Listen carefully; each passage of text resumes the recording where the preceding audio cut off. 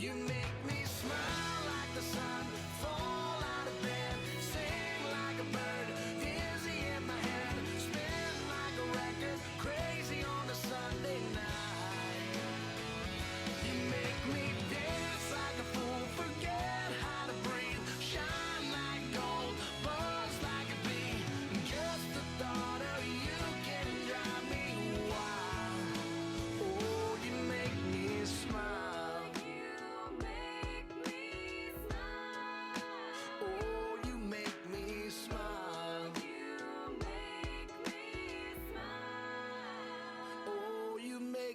Smile.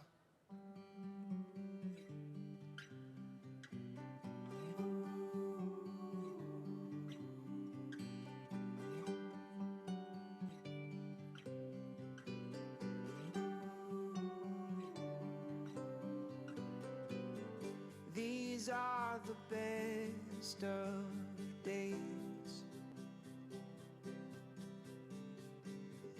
These are the memories we'll hold on to. This thing called time that we all share. All that matters is we're together here. Together here.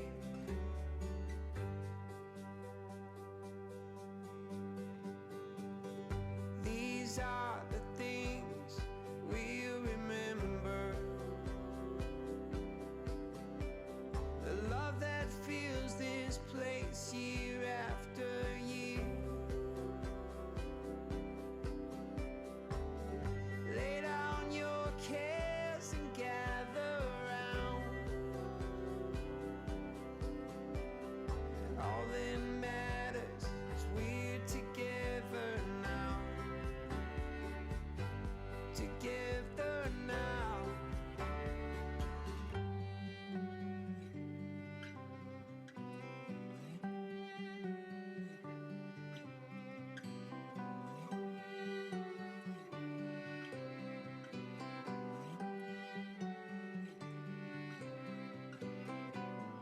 Paint me the perfect picture.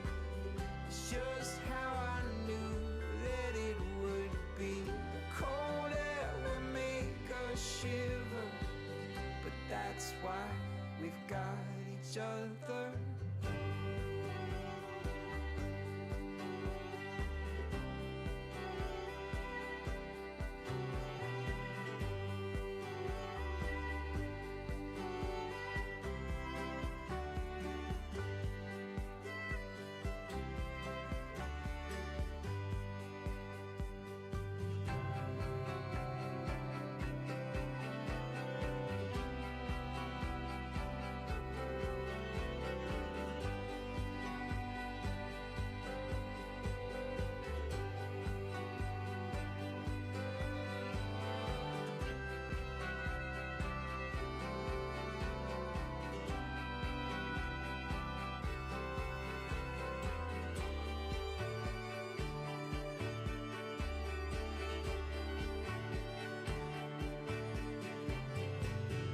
Together here.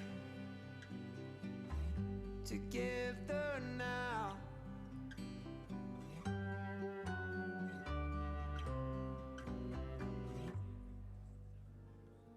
Just yesterday morning, they let me know you were gone. Suzanne, the plans they made put an end to you.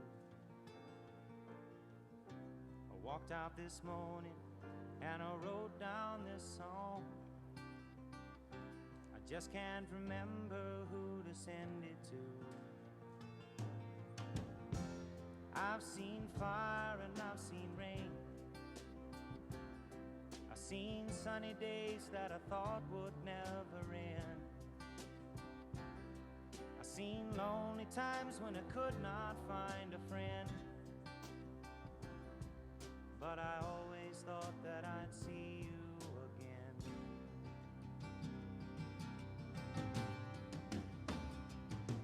Won't you look down upon me, Jesus?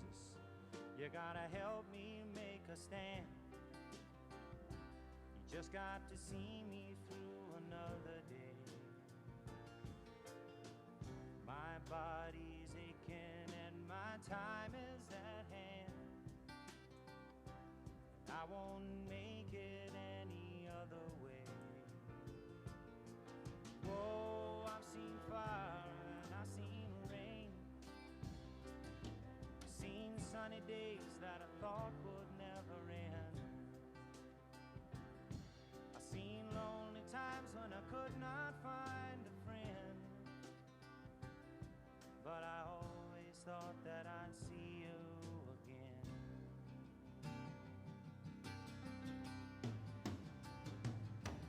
Been walking my mind to an easy time, my back turned towards the sun. Lord knows when the cold wind blows, it'll turn your head around. Well, there's hours of time on the telephone line to talk about things to come.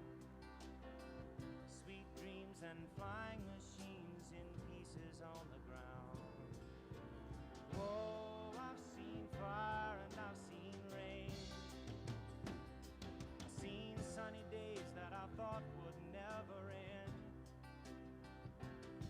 I've seen lonely times when I could not find a friend. But I always thought that I'd see you, baby, one more time again now. Thought I'd see you one more time again. There's just a few things coming my way this time around now. Thought I'd see you, thought I'd see you right now.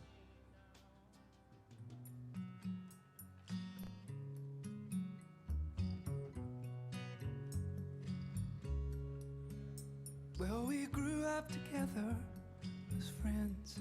We weathered the storms that blew across the plains. From Ohio to Texas, everyone who met us helped keep us dry from the rain. But where's my old friend now? Oh, where's my old friend now? In the blink of an eye, you were gone from my side without saying goodbye. Oh, where's my old friend now?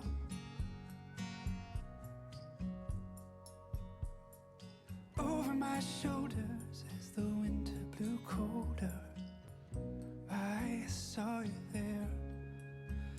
You were standing behind me, there to remind me that someone still cares. But where's my old friend now? Oh, where's my old friend now? In the blink of an eye, you were gone from my side without saying goodbye. Oh, where's my old friend now?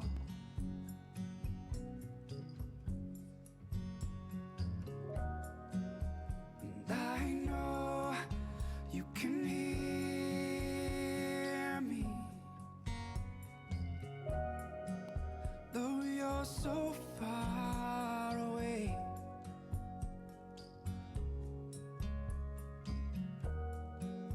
And I wish you could steer me back.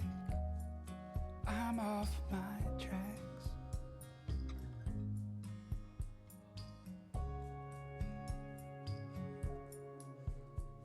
And now that I need you, I'm open to see you come riding back into town.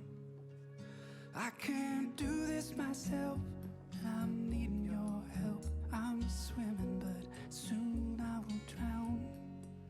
So where's my old friend now? Oh, where's my old friend now? In the blink of an eye, you were gone from my side without saying goodbye.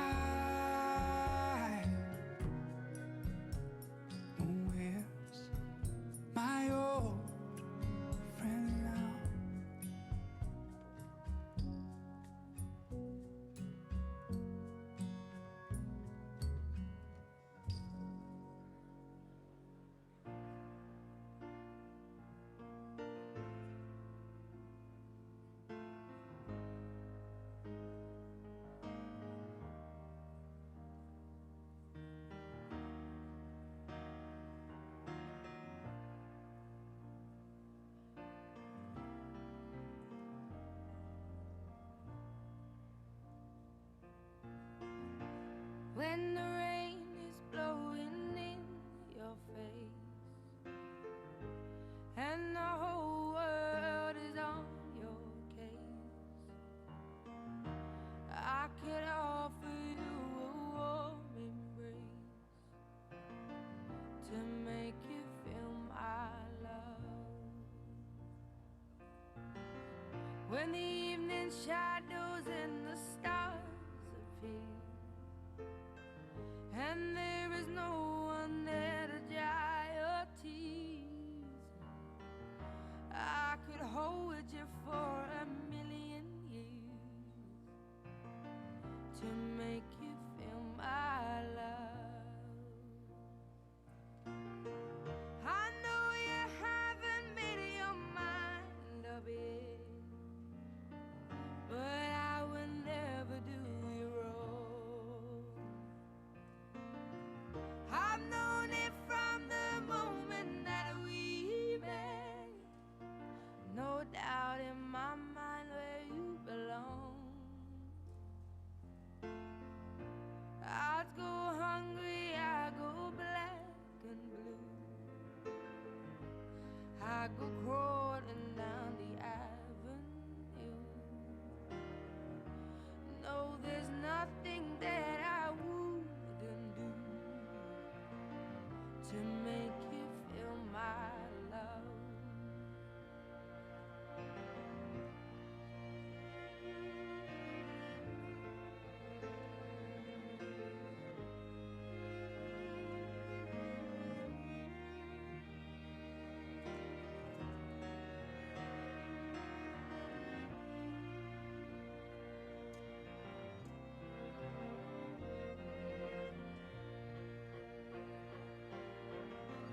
The storms are raging on the rolling sea and on the highway of regret. The winds of change are blowing wild and free. You ain't seen nothing like me yet. I could make you happy, make your dreams come true. Nothing that I wouldn't do. Go to the ends of the earth for you to make you feel my love, to make you feel my love.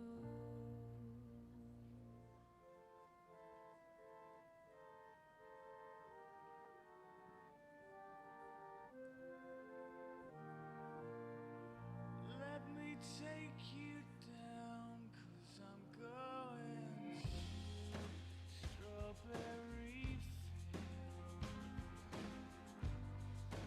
Nothing is real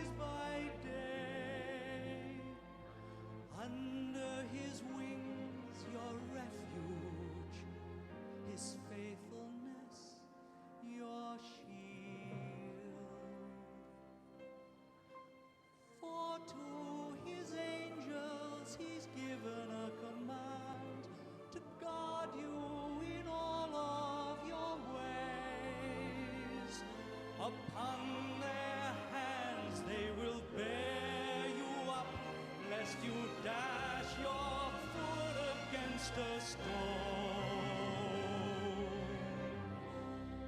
And he will raise you up on eagle's wings, bear you on the breath of dawn, make you to shine like the sun,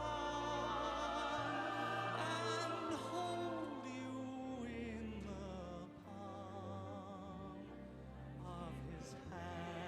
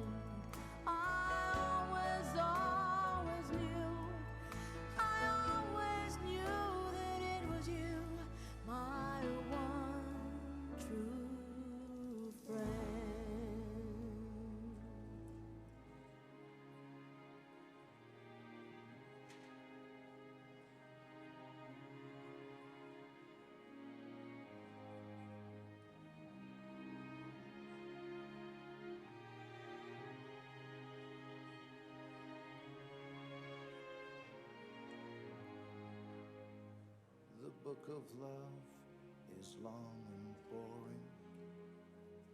No one can lift the damn thing. It's full of charts and facts and figures and instructions for dancing. But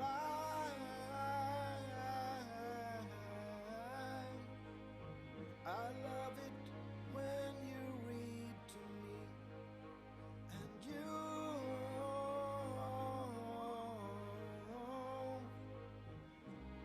can read me anything. The book of love has music in it. In fact, that's where music comes from. Some of it's just transcendental. Some of it's just really done. But I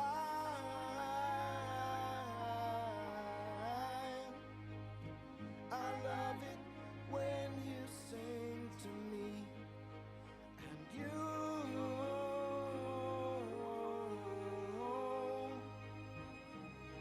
can sing me anything.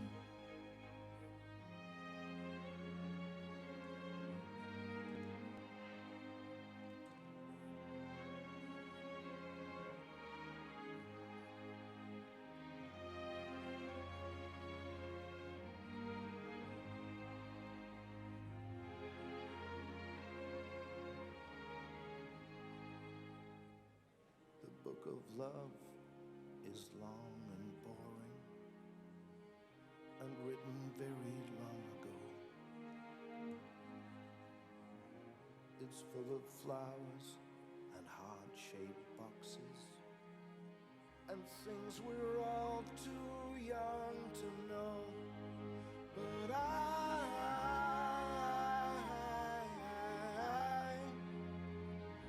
love it when you give me things,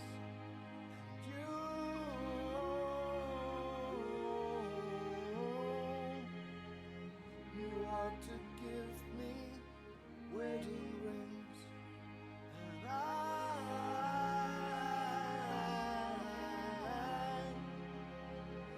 love it when you give me things,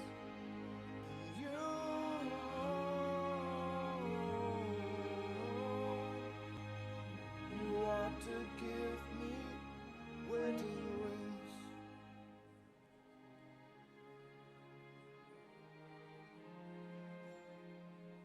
You ought to give me wedding rings.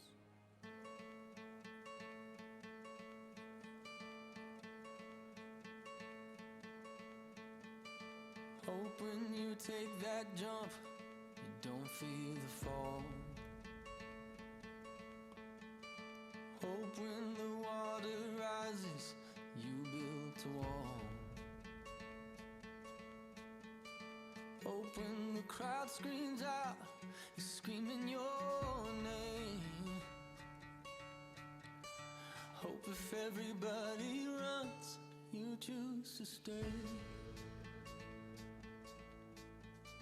Hope that you fall in love and it hurts so bad. Hey, the only way you can know, you give it all you had. And I hope that you don't suffer, but take the pain. Hope when the moment comes, you'll say,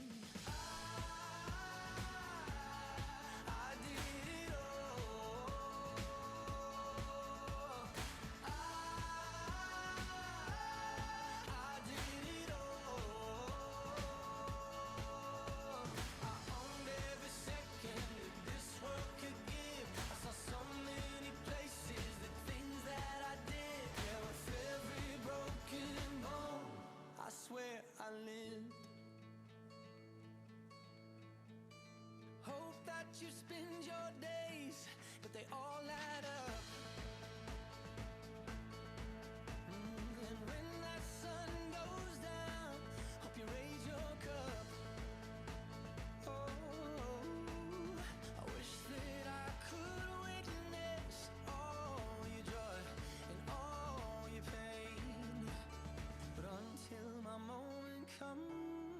I'll say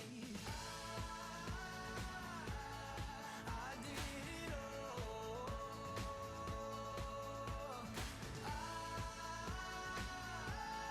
I did it all. I owned every second that this world could give. I saw so many places, the things that I did. Yeah, with every broken bone, I swear I lived.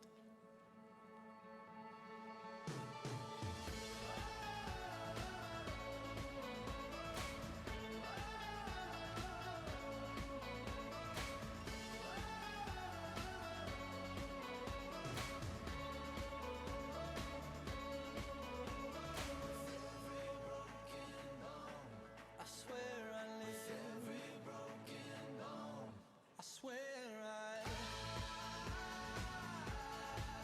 did it all.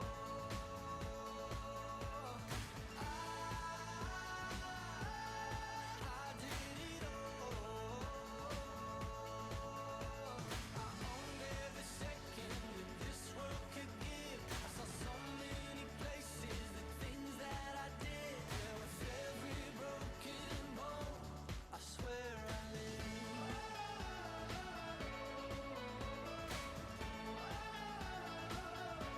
I swear I lived.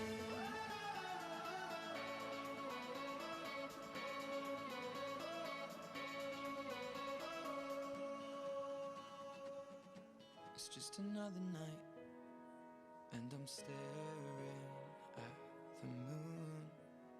I saw a shooting star and thought of you. I sang a lullaby by the waterside and knew if you were here, I'd sing to you.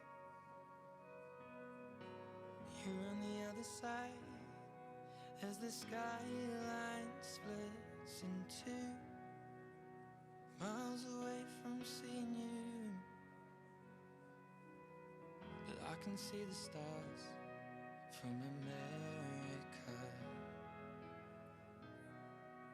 I wonder, do you see them too? So open your eyes and see the way our horizons meet, and all of the lights will lead into the night with me. And I know these scars will bleed, but both of our hearts believe. All of these stars will guide us home. I can hear your heart on the radio. It beats. They're playing Chasing Cars, and I thought of us. Back to the time you were lying next to me. I looked across and fell in love. And so I took your hand back through lamplit streets and knew everything led back to you. So can you see the stars over Amsterdam? Hear the song my heart is beating to. So open your eyes and see the way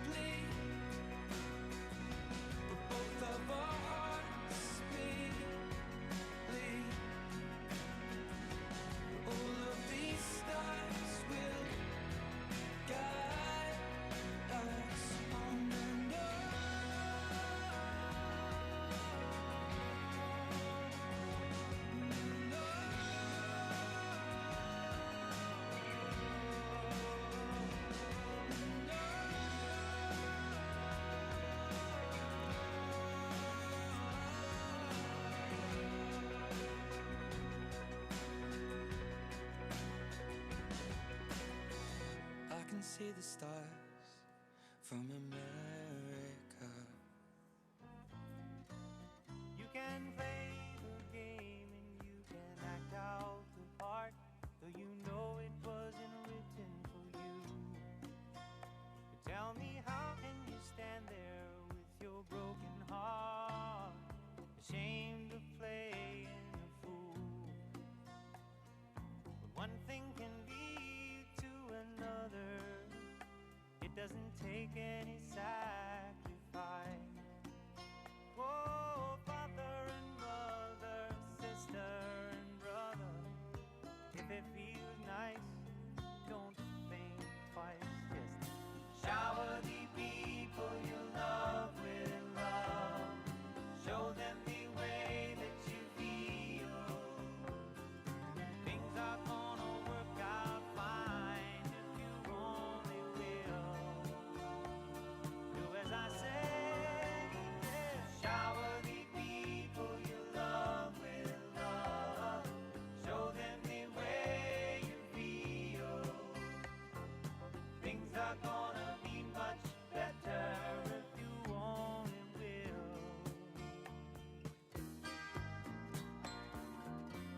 Well, you can run, but you cannot hide. This is widely known. And what you plan to do with your foolish pride when you're all by yourself alone? Once you tell somebody. Ladies and gentlemen, as the McMurry family enters, we ask you to please rise. Thank you.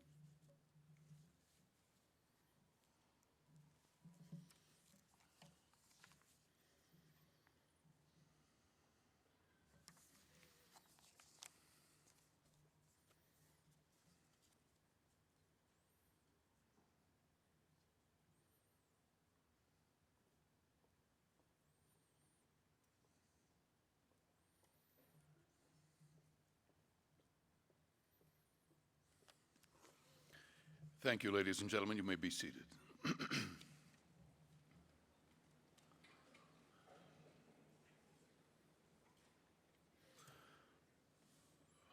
On behalf of Susie and from each member of the McMurry family, welcome.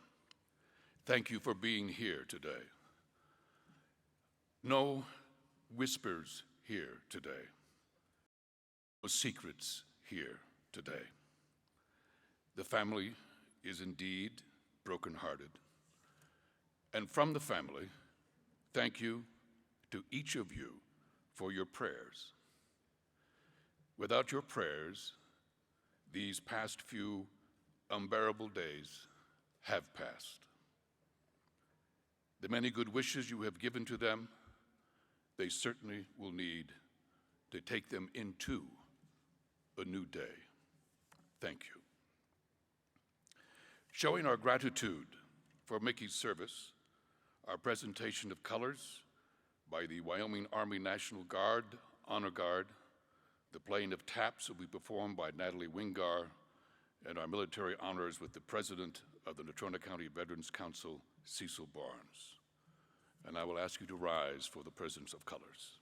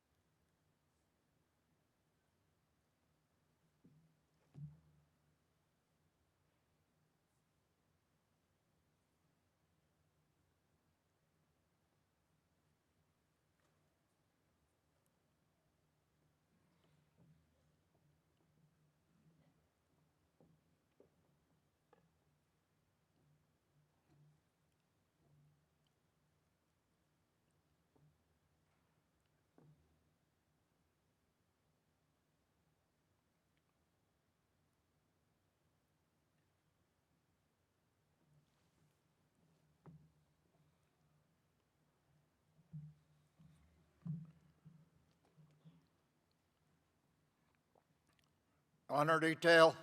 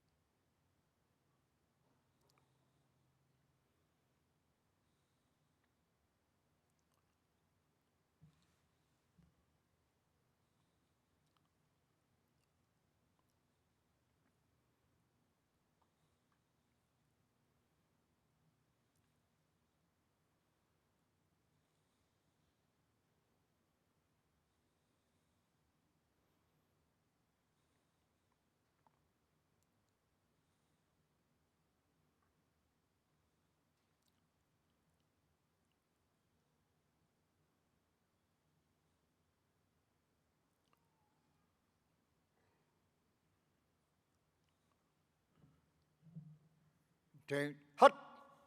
We, the members of the Wyoming Army National Guard and the Natrona County United Veterans Council, are here assembled to pay a lasting tribute of respect to our departed comrade. When the call of our country was heard, our comrade Neil answered. Self was forgotten in the cause of greater good. As a brave man, he marched away with abiding faith in his God, his country, and his flag.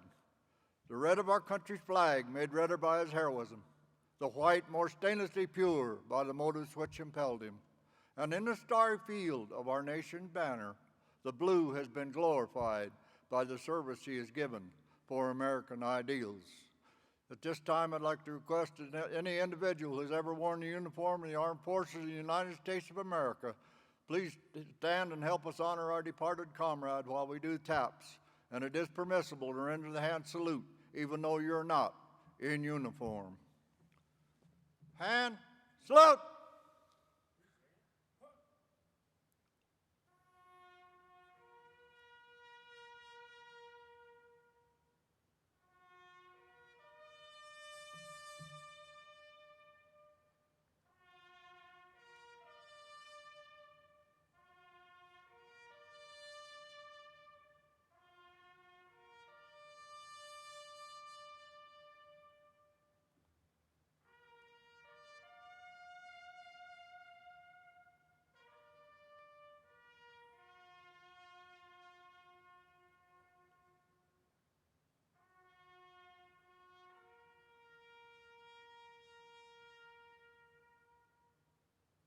Two.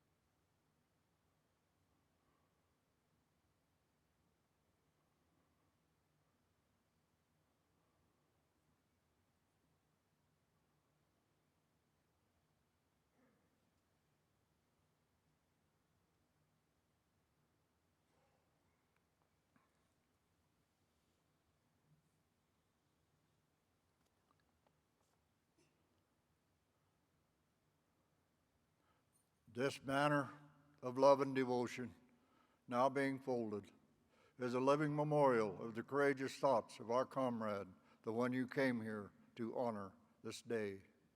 The blue field represents the sky that overlooks our land and denotes the watchfulness of God, the eternal. The red stripes tell us of the blood, the sweat, and the tears that have been offered and conquered by our comrades' devotion to the responsible freedom of this country. This is Neil's flag. This is our spiritual heritage. Please receive it with the tears of our mind and the faith of our hearts. Amen.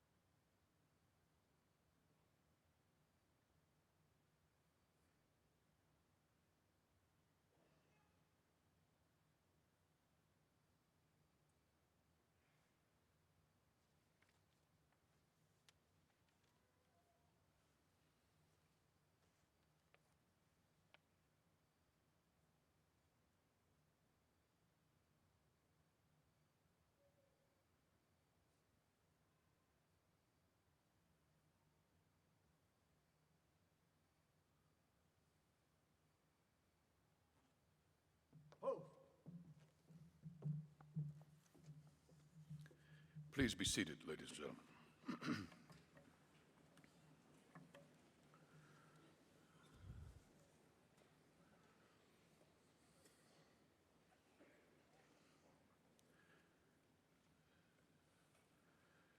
From here on in, our charge today, as given to us by Mickey and Susie, is to celebrate. And so we shall begin. A rabbi, a minister, and a priest walk into a bar.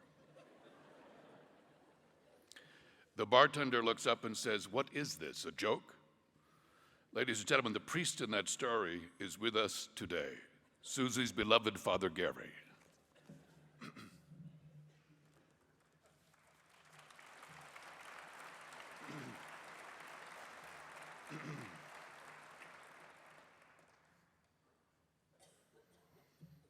You ever been in a bar in your life, right?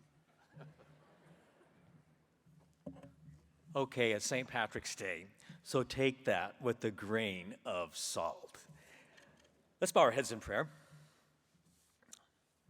Lord, as we gather here at this moment, we lift up your servant Mick McMurry, whom you have called from this life. We know there is an appointed time for everything.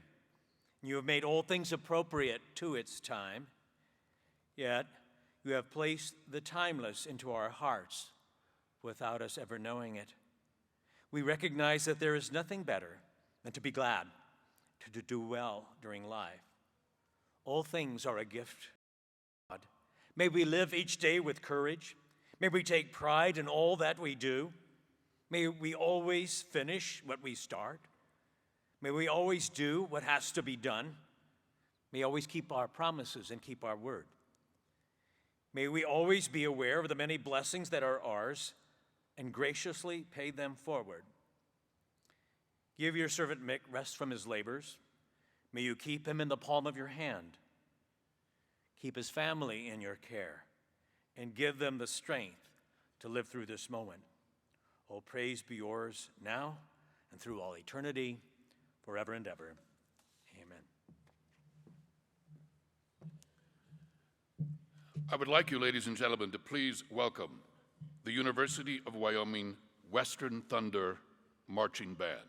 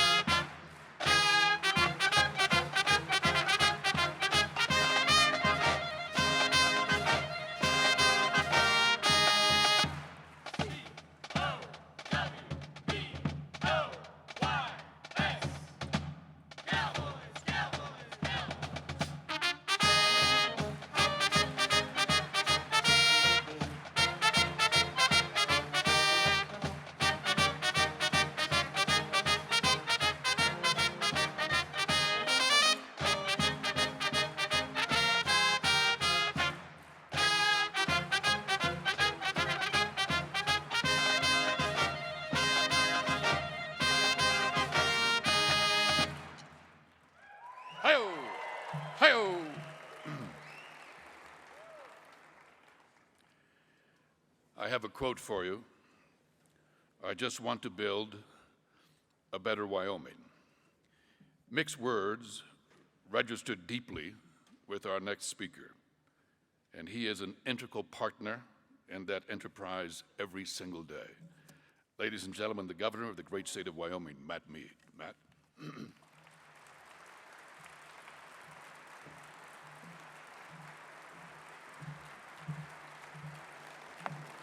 Thank you, Bob. Thank you, everybody. Thank you.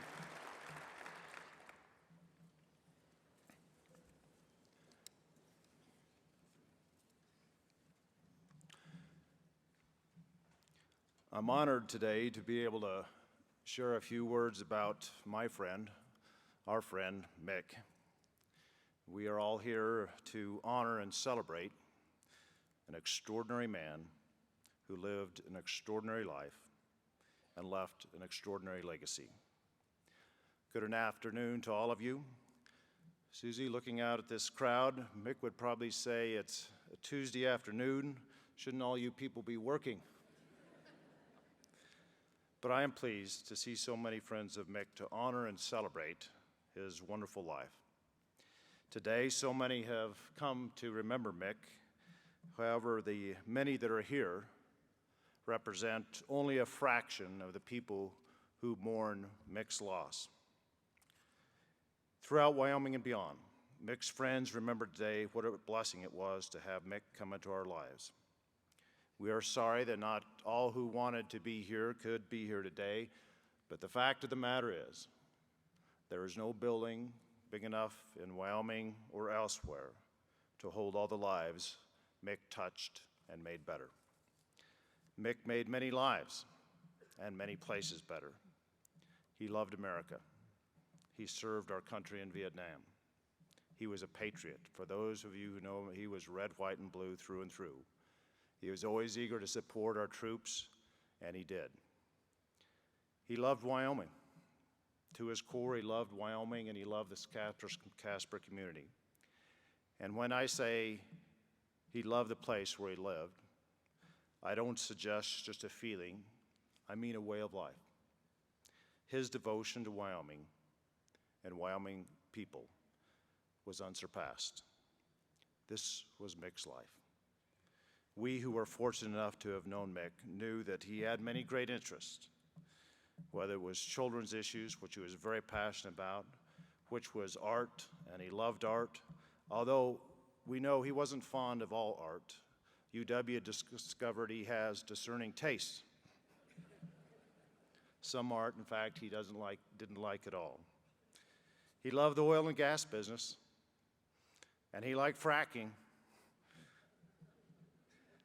Mick adored that bumper sticker, "Keep calm and frack on." He showed that to me no less than 100 times. Say, Gov, look at that bumper sticker. "Keep calm and frack on." What do you think about it? It's a good bumper sticker. Yes, it is a good bumper sticker. He loved that. He loved the University of Wyoming. He loved cars, Boys and Girls Club, and the Western Thunder Marching Band, just to name a few. Mick, he had grit, he had guts, he had a head for business, and he lived life with courage. And in doing that, he started a revolution in the natural gas industry, benefiting the entire state for generations to come. And Mick had passion. He had great passion. His passion was not derived, however, from what he got to do himself or for himself, but what he could do for others' enjoyment, for their well-being. For Mick, it wasn't the having, it was the sharing, the giving, the caring. You needed only to attend a Boys and Girls Club breakfast right here in this building to know the truth of Mick's giving nature. I remember going to every one of those where I got to speak and seeing Mick, seeing his face. And in his face, in his eyes, I saw his joy. The joy, the essence of his life was to give, to help, and love his fellow man. With quiet humility, with grace, Mick served others, But he did get excited, boyishly so. I always looked forward to seeing Mick because he always had something new and exciting to share. Something was always cooking in Mick's world. He was so excited about his water project. He was crazy about his fishing pond. At his house one day, he insisted Carol and I see the kids' playhouse that he built for the grandkids. Now, Carol isn't a short woman, and with 3-inch heels, she and I had to fold in half to get into the playhouse. But we were excited to see it. We were excited to see it because he was excited for us to see it. He got excited about things. He was thrilled about the recent artwork he had commissioned. He wanted to take pictures in front of it. Mick had other enthusiasm. One he and I shared was a passion for cars, for fast cars, for very fast cars. One day he offered to let me drive his super modified, very fast Nissan, and for you gearheads out there, it was Hennessy modified. It was a very fast car. I declined for fear of, well, there was lots of reasons I declined. So we compromised, and he said he would take me for a ride. And he did take me for a ride. Here's what I'll say about that ride. In that car, we were in fact able to reach the speed limit. Mick was grinning like a kid. I think he rather enjoyed taking a governor on the equivalent of a time travel trip. We did not age a single second going from 0 until we hit the speed limit. On another occasion, he offered again for me to drive his Camaro, and I couldn't resist his enthusiasm. He was so enthused about it because he knew I loved cars as well. I drove the car and I loved it. And that was Mick. He wanted to share. His joy was providing for others. This is what made him happy. So it is no surprise his charity work through the McMurry Foundation and beyond was so far-reaching, so profound, so everlasting. It is not an overstatement. It is not an overstatement. It is a fact that between Mick's professional career and his philanthropy, he helped every citizen in Wyoming, every one of us.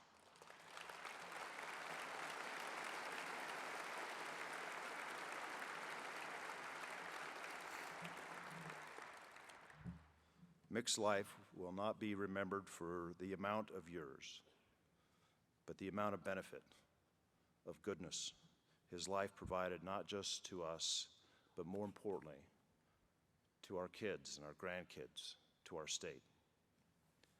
By every measure, Mick's life made a positive difference in our lives. His life is marked by loyalty, by his work, his great character, his care for Wyoming, his care for Wyoming kids, his care for his kids, his care for all kids, and the true, never-to-be broken love he had for Susie. Mick, a graduate of UW, was a huge supporter of the university, the athletic departments, and more. He and Susie were big fans and supporters of the Western Thunder Marching Band. As you witnessed, they were here today. And on one occasion, I remember I was in his suite at the football stadium, and there was an arrangement for at least part of Western Thunder to come into his little suite and play. It was loud. It was wonderful. It was Mick cheering on UW. Speaking of UW, a bit of business here. I understand Vegas odd makers called about the Mountain West Conference basketball tournament to complain. They apparently didn't know what we all knew, that with the double M attached to the Wyoming Cowboys basketball jerseys in honor of Mick, the outcome of the tournament was never in doubt. There was no way, with the big, bold spirit of Mick McMurry riding with the team, we were going to lose that tournament.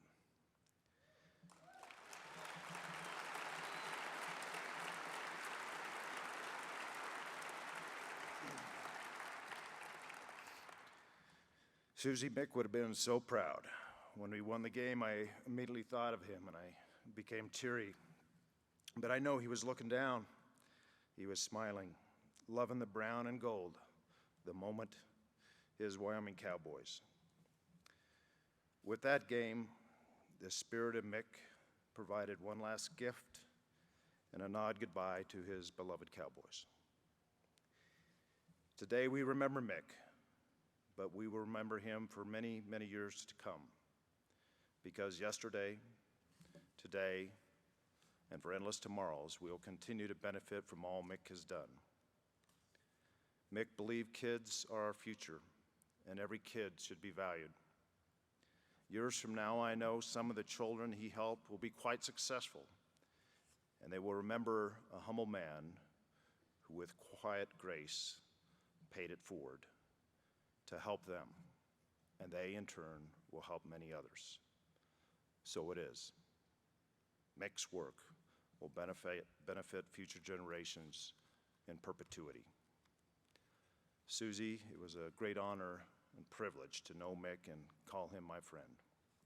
My heart and prayers go out to you and to all of the family. He was my friend, and he was a friend to all of Wyoming. His true nature and belief in the code of the West was no surprise to those who knew him. He lived it. Today, I'm thinking the code was not penned to make or build people like Mick. It was penned because of the recognition that every once in a while, a few walk among us who live it fully, and we should give thanks for their lives and try to follow their example. Mick set the example. Whenever I had the opportunity to thank Mick for his generous nature, he would often say words that will remain with me always. I'm just trying to build a better Wyoming. Mick, now here, I pray that you may hear my words. You not only built a better Wyoming, you made each of us in Wyoming better.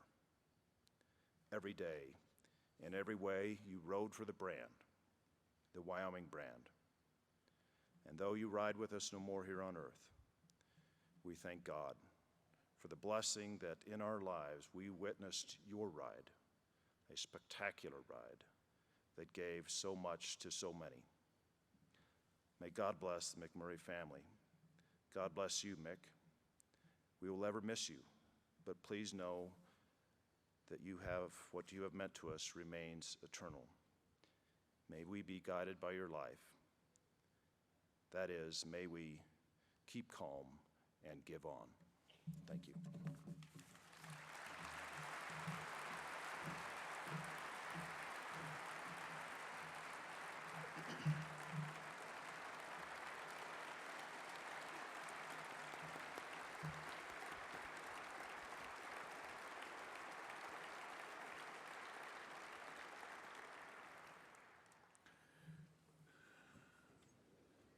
Ladies and gentlemen, we're going to share with you now some words and pictures as a tribute to Mick from Jeff Platt from Channel 13, if you'd watch your monitors. Thank you.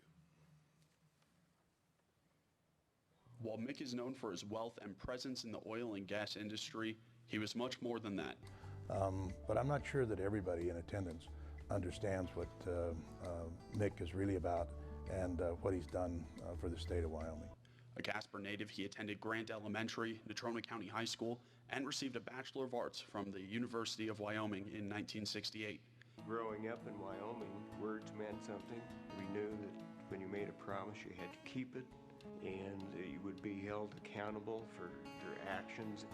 After college, Mick proudly served his country in the Vietnam War, going overseas to Saigon. In 1970, Mick and his brother Vic started McMurry Brothers Construction. The two only had $3,000 of Mick's money that he saved while overseas. Then Coolidge said at that moment in time, the chief business of America is business. He never wanted it to become a family business, so his two sons started their own business. But the apple didn't fall far from the tree. We did what he taught us how to do, be contractors. We competed 20 years against each other. Mickey was actually a blind date. And at the time I was living with a girl from Mississippi. And so I said, now listen, you answer the door, and if it's bad, just say I came down with the flu and I can't go. So she answered the door and she said, "Oh, honey, if you don't go, I'm going to." So I said, "No, I'll go." So that was how Mickey and I got together, and I kind of think it was love at first sight. And certainly at that time, I think I had more money as a teacher than he did as having a construction company with his brother, because they were in debt. In 1973, Mick married Susie McMurry. They became foster parents, and for more than 26 years, they cared for many children, 2 of which they adopted, Trudy and Jillian. Foster care enriched our lives beyond, beyond what we had thought, because the children who came to us were always in crisis. And we felt like what a better way to help a child, whether they're in our home for 3 nights, 3 days, 3 months, 3 years, whatever we are doing that we believe is good for a child can only enrich their lives as it is enriching ours. In 1992, Mick and his father Neil went into business together and discovered the Jonah and Pinedale gas fields and would revolutionize the fracking industry. In 1992, Neil and Mick went into business together, took the risk no one else would, and their lives were changed forever.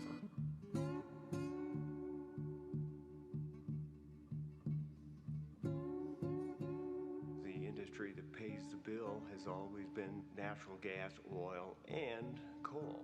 A little bit of trona, a little bit of bentonite, but the cash crop of Wyoming is production of energy and minerals. I think the energy industry is a lot like the early pioneers and the ranchers. We were on our own. We had to figure it out, make it work at a price that the market would accept. And there were good times and bad times. 1992, we drilled the first original well in the Jonah area. Spent a lot of nights right here on this location, hoping that we might have a little bit of success. We made a significant discovery with new technology. It's difficult outside work. You're drilling with moving equipment, and you're also drilling for things that will burn or explode. You're depending upon your coworker all the time. Mickey is his father's son, and Neil is 84 and still very, very much involved in everything that's going on in his life. Mick shares a lot of the same physical traits of his father, a lot of energy. They are both risk takers, and they both enjoy working hard. I think he just believed that hard work, you just work as hard as you can, and you will reap the fruit of that good hard work. And that, that came from his father and his mother, who was a very hard worker because she raised 5 hooligans. I said, "Dad, you and I would still be contractors if we had not been discovered by the Jonah Pinedale field." They would later sell the McMurry Oil Company for hundreds of millions of dollars. But Wyoming is tremendously fortunate, because if that field had been discovered by some lard butt from Fifth Avenue, we had never seen a penny of it. It's been great for the state of Wyoming as far as revenues to the state, great for America for clean fuel. And someday when the resource is depleted in 50 or 70 years, all this equipment will be removed and it will go back doing what it was doing before 1992. Mick is truly a nerd, but I think the message is much more subtle than that the brand ID that some companies spend millions and millions of dollars searching for is one that he captured in just a conversation with his daughter. I mean, who else would not only name their company Nerd, but would then put that logo on the side of his helicopter, on the side of his airplanes, and then pass hats out to his friends that actually says Nerd Gas Company. This is a hat that I promise you I will never wear. Mick and Susie devoted their lives and wealth to helping others. They made donations to the 1224 Club, the YMCA, the Boys and Girls Club of Central Wyoming, the University of Wyoming, and many other charities and organizations. The sale of Jonah Field was the source of the wealth, and Neil spent that wealth on the place he loved the most. Casper is a jewel here in the state of Wyoming, and it's because of the investment the McMurrays have made. Neil didn't see it as an investment. To him, it was a duty he passed on to Mick. It was always that if you do have success, you have to share it. So that was the easy part. of having success. Mickey is a venturesome guy. He's invested in many things. He's connected with many things. And he's connected with Wyoming right down to the soles of his shoes. Mick was an avid Pokes fan. He would go down to Laramie as often as he could to watch games from his seats in the Wildcatter Suite. Susie and Mick are great alumni of the University of Wyoming, and clearly they have just made a huge commitment to philanthropy. And so they have invested very well in the University of Wyoming. They have been partners for the University of Wyoming. They're a couple that we can sit with and discuss big things happening at UW, and they're eager to step forward and to help us. The Jonah Field and War Memorial Stadium is a rallying point for the state of Wyoming, for the University of Wyoming, and it's fun to know that we've truly named the field the Jonah Field, because energy resources from the state are absolutely just changing everything for the state of Wyoming and for the University of Wyoming. And so to attach that name, a name that is so tied now with Mick McMurry, with Mr. McMurray, with John Martin, and all their hard work, is a great point of pride as we cheer on the Cowboys on the Jonah Field. Welcome to our home. This is the home of Mickey and Susie McMurray and our 6 beautiful granddaughters. And yes, they do have an elevator, cars, custom tiles in the bathrooms, and custom light fixtures everywhere. There's even a stage and dressing room for the stars in Susie and Mick's life. We have regular dance recitals. Every Sunday, I have all of our family over for dinner. Mickey grills every Sunday. Decked with artwork all made by Wyoming artists, including Chris Navarro. He did the bucking horse for me in 2007. Then I asked him to do the American flag, which he did do. As we've had people have fun here, we've had them sign Dick Cheney and Matt Mead and Alan Simpson. This is the room we just completed. Entirely Susie's idea, because I said, we've got enough patio. Did this end up being everything you wanted to be, this outdoor patio? Yeah, it really did. What I thought it was. We're lifers, we're not leaving. You're stuck with us. Is it the idea to just, when you can't use it anymore, just give it back? What we'll do with it when we're gone, I think it'll be a community house of some sort. We've been very blessed, and so we're going to keep paying it forward. Mickey said, well, I think we've done this, but there's still more work to be done. The state will never be the same, but will continue to benefit from those that Mickey McMurray inspired through the way he lived his life.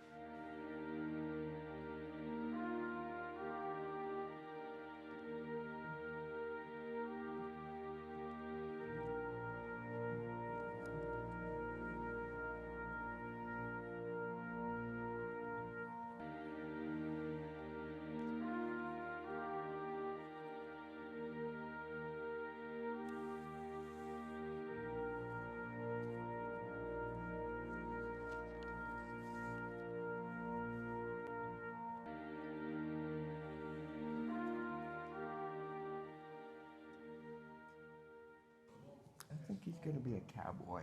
Going to be a cowboy? Mm-hmm. Yippee-yi-yay. I think to myself, what a wonderful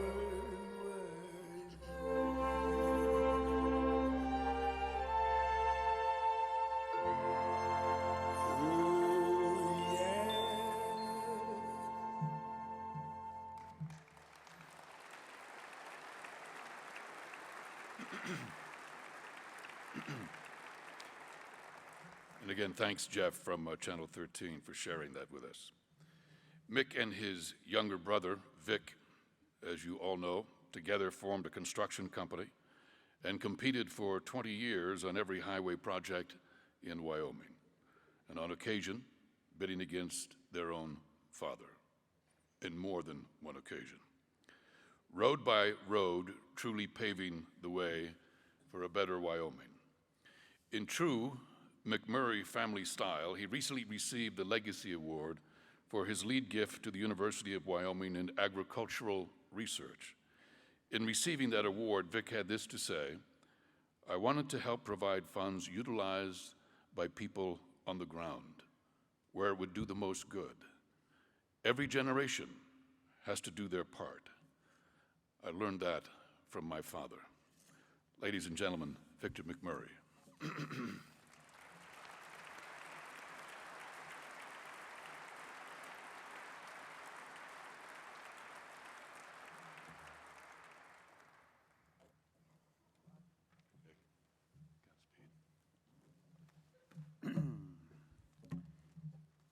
Well, you might wonder why I'm up here looking at notes, but it's so that I don't go on too long.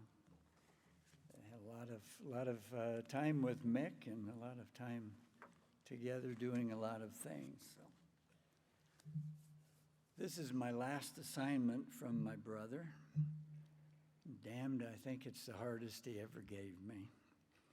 It was a lot easier in college when we could make time to go find Grandpa Otto and go to a pub and drink green beer together. However, I know there's several other people after me that's going to tell a lot of things and talk a lot about my brother. So I'll try not to take too long. It's true, our father often said to me, "Damn, kid, why don't you come up and take a breath and let somebody else have a chance to talk?" So here it goes. I want to tell you about my brother Mick during a period of time that a lot of you never knew him.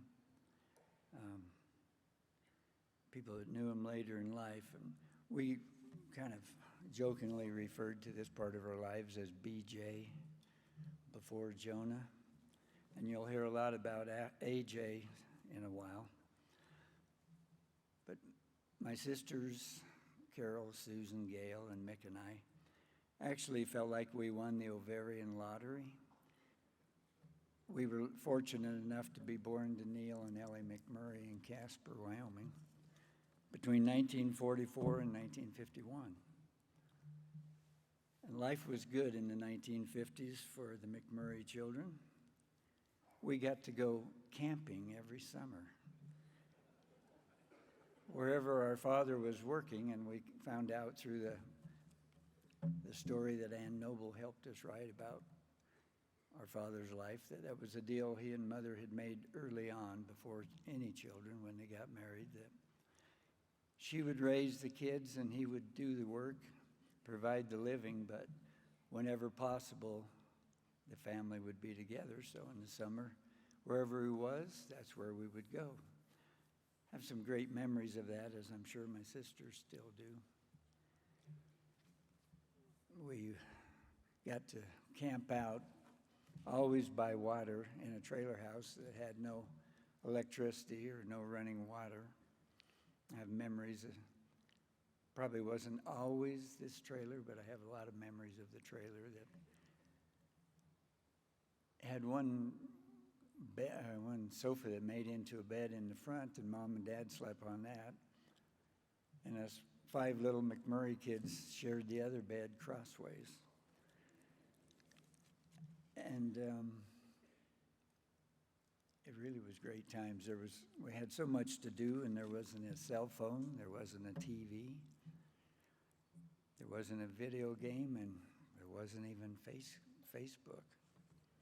OMG, how did you get along? But we had a great time, you know. Mick and I would roam the hills looking for rocks of all kinds, fish fossils, Indian, Native American artifacts. In fact, I kind of think this was probably the period of our lives that really helped us develop our understanding and love of the outdoors and the natural resources of the state of Wyoming. There's a couple of things I'd like to take a minute and tell you about because I think they're funny stories. After the summers, when we'd go back to Casper, we had really come to enjoy looking for Indian artifacts. We had a few favorite places to go. One was Hell's Half Acre. And probably this went on mostly between the ages of 10 and 12, 13, before we could drive, of course. So somebody in the family would take us out to Hell's Half Acre and drop us off, and there would be a pre-assigned time to meet back at the highway, because obviously there was no way to get a hold of anyone. And we had a great time sliding down the slopes of Hell's Half Acre, especially in the springtime. And some of you know that the soil out there isn't very good, and when the snow was melting and the frost was going out, boy, I got a dry mouth, Mick. He used to help me with that. It would be extremely slippery, and I can remember sometimes the look on my mother's face when she would pick us up. We probably, hey, thank you, Taylor. We probably looked like people look today that spend a lot of money at these mud bath salon places. And it was all kind of something we just got to do. And there's another time I remember well. Let me take a drink of water. Thank you, Taylor. We went to Teapot Dome area a lot. And anybody that's been in Casper very long obviously becomes aware quickly that normally the wind blows here out of the southwest, but there are times, and it's when a storm is coming that the wind changes and it comes out of the north. And the storm comes in from the north. This often happens in the fall, and I remember probably in October of some year, we were able to get out there on a beautiful, beautiful day. And the signed pickup time probably was 4 or 5 in the afternoon, but I remember Mick and I being pretty far separated, probably right afternoon, and I heard him calling to me, and I looked over, and he's waving his arms, and lo and behold, it was starting to snow, and the wind was blowing, and it was a north wind, and so we kind of realized, as young as we were, that probably in Casper, nobody yet realized that this nice day was going to turn into probably a northeast blizzard. So after a little while, we realized we probably had a problem. We better come up with a plan. Went down to the highway, and obviously no one was there to pick us up. And we knew where the home ranch for the Teapot Dome operation was, and it was close by, actually.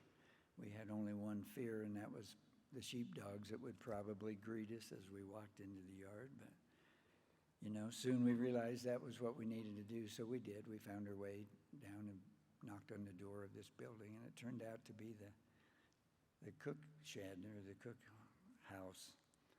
And a very kind-looking lady opened the door, and I don't recall exactly her words, but I know her face was somewhat confused and maybe a little alarmed of where these little boys came from with a storm blowing like that. But she invited us in, put us in front of the fireplace, gave us hot chocolate, and her husband was there. They apparently were the employees there. In a little while, he got up and left and said, "I'll be right back." And he came back carrying this huge Coors beer bottle box full of Native American artifacts that he would gather in the summers as he trailed the sheep to the bighorns. Boy, we thought we have truly hit the jackpot today. Of course, eventually they realized in Casper that, yes, the northeastern northerner was coming in, so they'd better go find Mick and Vic. And I can only imagine for a while the fear they had. They pulled into the drive there and were quite relieved, I'm sure, to find out their boys were there. Mom came in and said something about her worries, and we said, Mom, everything's really good here. Sorry you had to come out so early. If you have something else you need to do, we're fine. Obviously, we didn't get to stay any longer, but it's just a fun memory, and I think, wow, how would we handle that today? And one of the things I guess I took away later in life as I thought about things, I took away from that time was I realized my brother was really a closet geologist. And looking back, we can see that that really served him well later in life as he had wells to drill and roads to build. I remember him so well kicking around. We'd go look at a job to bid, and Mick was always kicking the rocks and picking them up, taking them back to the office, putting them in water to see what they would do. So anyway, during that time, and I know I need to move along, I promise. During that time, Mick and I came to know Jim Rissler quite well, the son of Dad's business partner, Vern Rissler. From a very young age, we were kind of thrown together in the back seat of whatever, or the back bed of the pickup, because we were all three with our fathers. Ellie and Pat, once in a while, had to have a break, so we were with them. We tended a lot of times to think we were the Three Musketeers, but Mick would usually sometimes say, you know, I think we're really more like the Three Stooges. And that was probably more accurate than not. But we really were learning a lot about the life ahead and what we were going to need to do. Probably by the age of 10 or 11, all three of us had jobs at Rissler and McMurry. Our fathers were really good about having a job for the family. And it was a wonderful thing for us, actually. And all three of us actually eventually wound up in construction-related careers. And growing up from an early age, I also remember that Mick was always mechanically inclined. And it started with fixing our bikes. We pretty much had the run of going wherever we wanted on our bicycles as long as we were home by dark. So often we'd ride out up the Casper Mountain Road as far as we could go, and then go look for fossils and things, and then enjoy the trip back down the hill, see how fast our bikes would go. So mine often needed repair, and I was really glad my brother was able and willing to fix mine. Came at a bit of a high price, though, and this was just some kind of side of Mick. The cost for me to have him fix my bike was always I had to agree to go to the garage, put on the boxing gloves, and let him bloody me up a while. I never really understood why, but that really, there was a period of time he enjoyed that. I don't know if he thought I was the only one he could do that to or what. However, the next major repair job, I remember, Mick was older, so he got a Cushman Super Eagle motor scooter first. And one day on our way to Dean Morgan Junior High, it had snowed the night before, so the streets were slick. And someone pulled out onto 15th Street in front of us, and under the car we went. And fortunately, neither one of us were injured, but it took kind of a toll on his motor scooter, we called him in those days. So he took about repairing it, and this time I didn't have to box with him, but he announced, I think it's time you buy this from me. And he was moving on to the four-wheel things, and, you know, I was happy to have it. That's kind of the way things worked. It worked with bicycles that way in those days. So I think probably most people know, but all five of us McMurry children went to Grant School, to Dean Morgan Junior High, and NCHS. Yes, Taylor, there was no Kelly Walsh at that period of time. Nick ever mentioned that to you, but there wasn't. You can tell my job isn't public speaking. Actually, I don't have a job. My brother reminded me of that sometimes, not that long ago, actually. Thought I should find one. Then in time, we found ourselves our way to Casper College and the University of Wyoming. And there we were roommates with a gentleman I just saw a little while ago named George Lovato. And there were some good times. George and I made an appointment later to kind of remember some of those times. And again, we were really lucky because at that time, Rissler McMurry was awarded a contract to build one of the stages of Interstate 80 that was now becoming a great source of work for many contractors. So Mick and I, through most of college, had the opportunity to get up at 4 a.m. and work a split shift. One of us would do 4 to 8 a.m. and some lucky guy would come during the day and work 8 till 4, and then either Mick or I would do the 4 till 8. And it worked out really well for us. We really, truly were always grateful for being able to work for them. We always knew the rules. I don't remember ever even thinking of trying to break them. Father said, you can work here as long as you do what you're told, keep your mouth shut, and never, ever let me hear anything about being the boss's kid. And that was the rules. That was easy. We never had any trouble with that. So it was good. We came out of college with no debt, and we had plenty of money for beers. So, you know, if you're a college student, that's really as good as it gets. At least in those days it was. But as you know, a lot of you here know anyway, that was a rather turbulent period of time. And together, Mick and I tried to understand the assassinations, the race riots, and the war. And then Mick graduated, and finally then his draft notice came, and he was off to Vietnam. And he put in extra time in Vietnam, so when he came back to the States, he got out a few months early. By then, I had finally graduated. It was early 1970. And I had a degree from the University of Wyoming in ag. But I was running a Caterpillar again for Rissler McMurry, thinking that I would soon be getting a draft notice as well. And that never came, and it kind of coincided with when Mick came home from Vietnam. I was working in Farson, Wyoming, which some of my great friends, Jim and Alice back there, lived there. I was able to be at least where there was some family.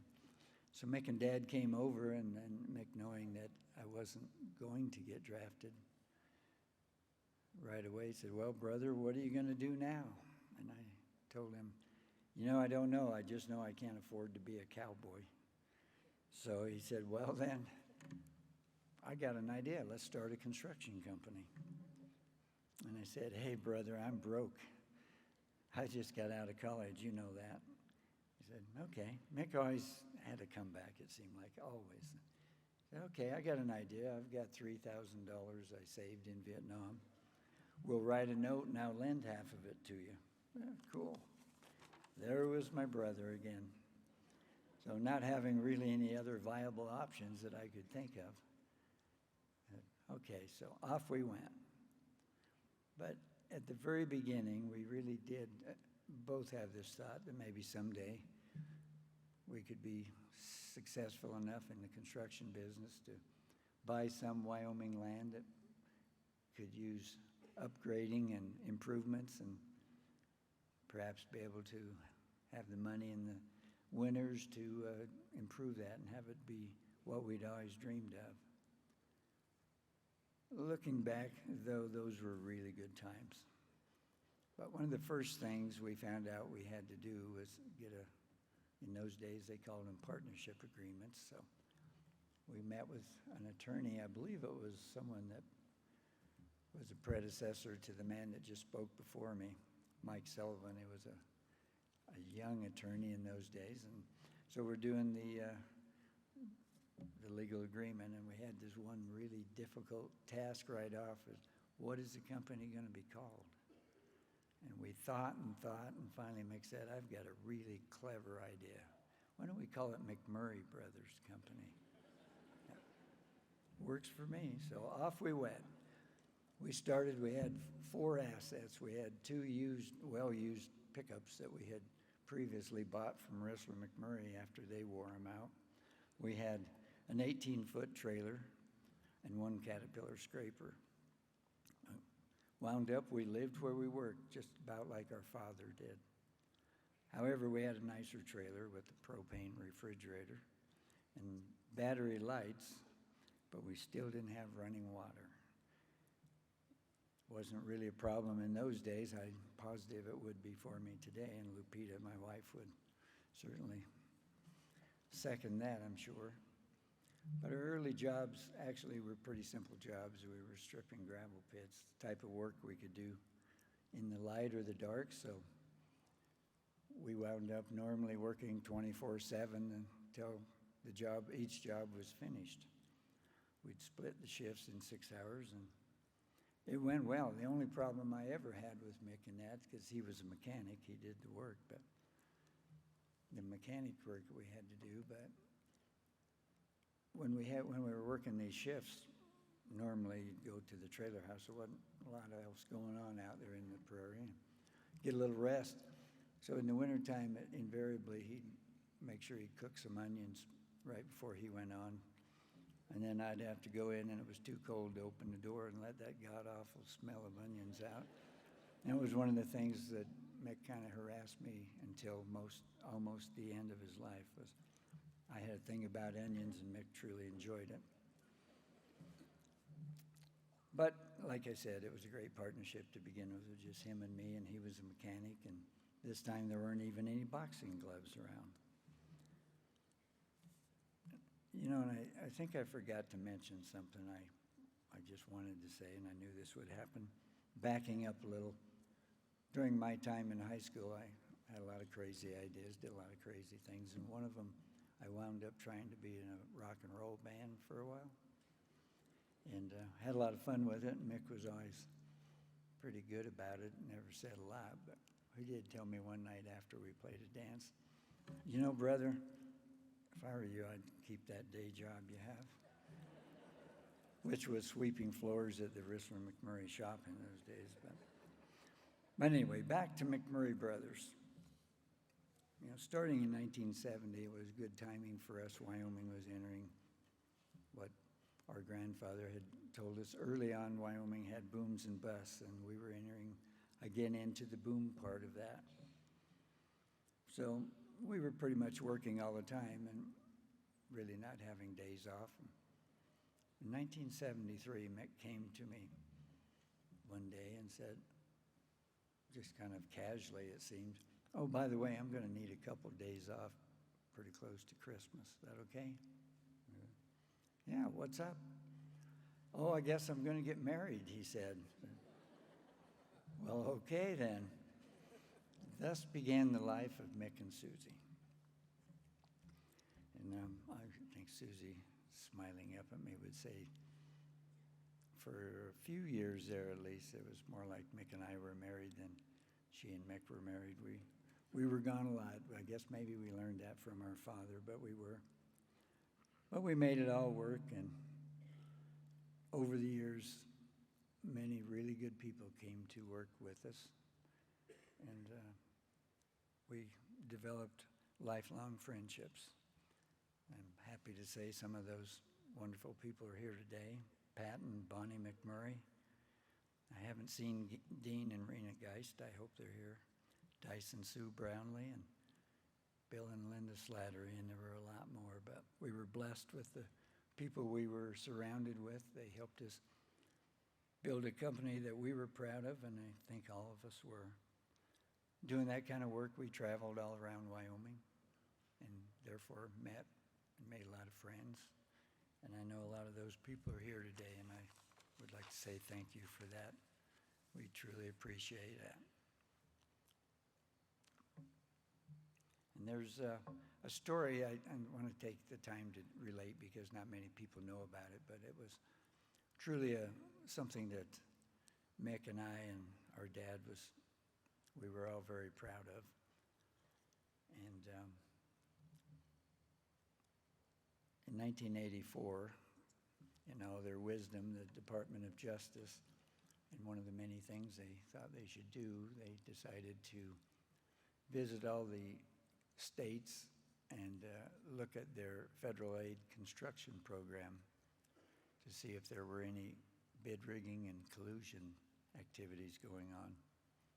And I want to make sure I know where I am because Mick had something wonderful to say to them.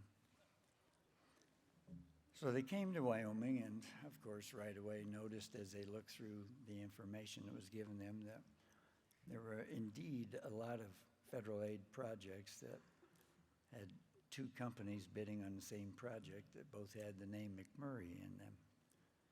And I suspect they probably thought this is going to be a slam dunk. This is going to be easy. So, of course, they called us all, made appointments to interview us and talk to us. In the very first meeting, Mick told them they were wasting their time and his money, and we would prove that to them. He said, "We may be a little stupid, but we're honest." And obviously, after the due process of time, they left Wyoming with no indictments and no scalps. And that was truly something that Mick and Dad and I were always very proud of. We did compete with one another. And it was always as fair and honest as it could be, because that's how we were raised by him, and that truly is the type of man he was.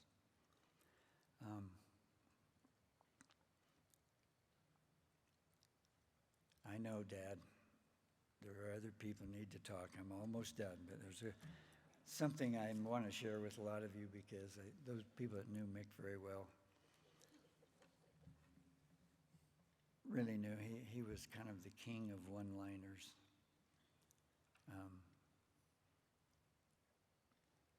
He had a gift of that. He could say a lot with not too many words. Mick had a real quiet confidence about him. And a lot of the things he would say really said a lot about him and who he was. And I just have to share a few with you. Most of you have probably heard one, if not more of them. He was the one that often would, and we had tough times in McMurry Brothers financially and somewhat physically sometimes, like any business. But Mick had a knack of picking the right time to say to me, "Don't worry, brother. The most we can lose in this deal is $3,000. And he was right. Or so often, "Brother, you're worrying about the wrong thing again." And I think a lot of you probably recently have heard him say, if you'd ask him about living in Wyoming, how the weather was, he'd say, "It's just another day in paradise." And no offense, Governor, but he had a great one-liner that I think he got from Chris Ledoux about politics and politicians. He would say, "There's just too many fools making too many rules." And many, many more, but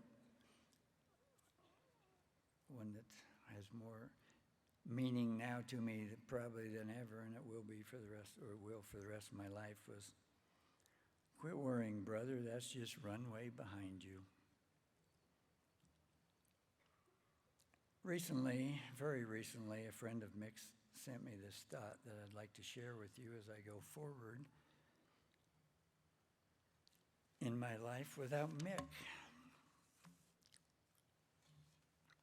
Grief never ends, but it changes.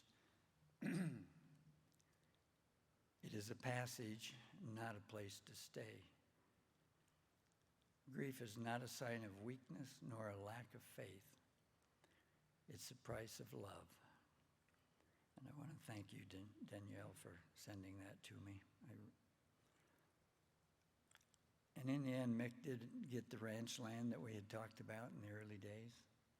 And he found a lot of joy in the last few years with his caterpillars that he had reacquired, building a better Wyoming. And I'm really glad that he had that for himself.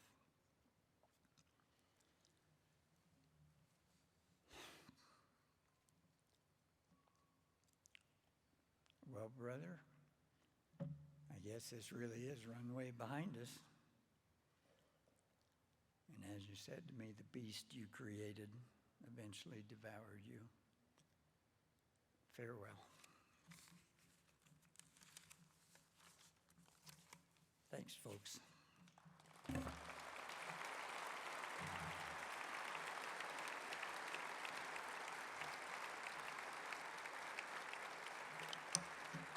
I knew that was going to happen.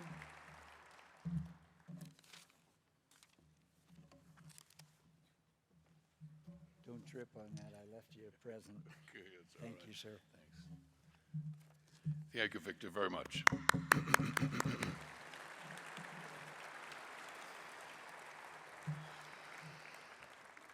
It is St. Francis of Assisi who reminds us, for it is in giving that we receive. Without question, Mick and Susie have played a pioneering role in the public-private partnership between Wyoming, our university, and the energy industry. The McMurry gifts have been remarkable. Please welcome the University of Wyoming Foundation President, Ben Blaylock.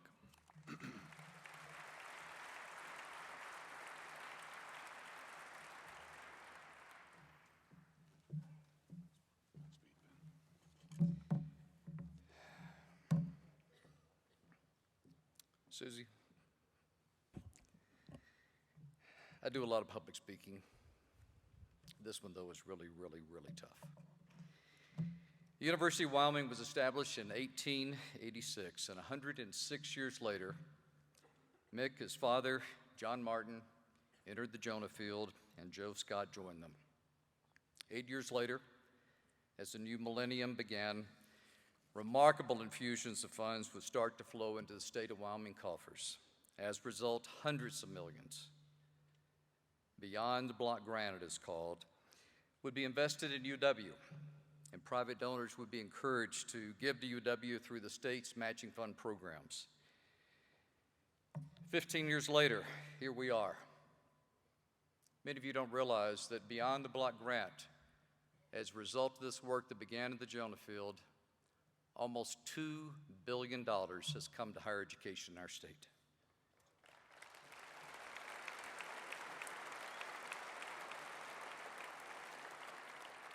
And UW has soared to a place of national and international prominence, and it all ties to Mick McMurry.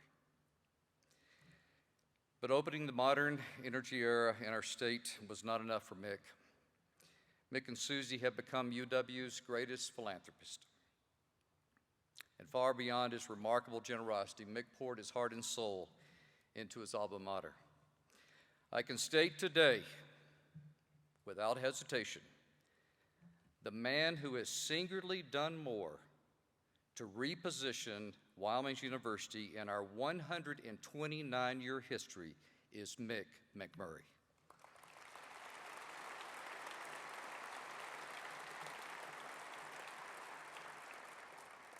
Mick thought bigger than we did. He was driven to change our world. He never feared failure. His attitude regarding the dry holes in life was always, as Vic said, the runway behind him. He always looked forward. He knew the importance of higher education. He knew that our world can only be changed when the lives of young people are impacted. He saw promise in youth, and he and Susie have given so generously, pushing others to dream, to believe, and to achieve.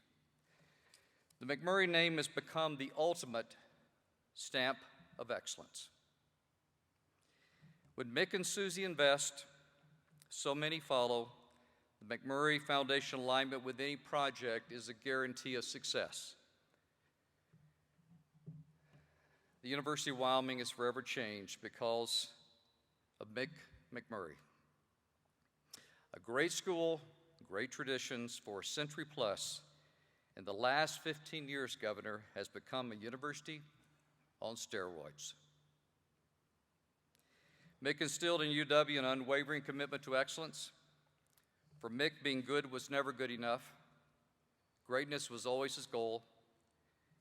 His legacy, Susie, is forever in place at the University of Wyoming. But Susie,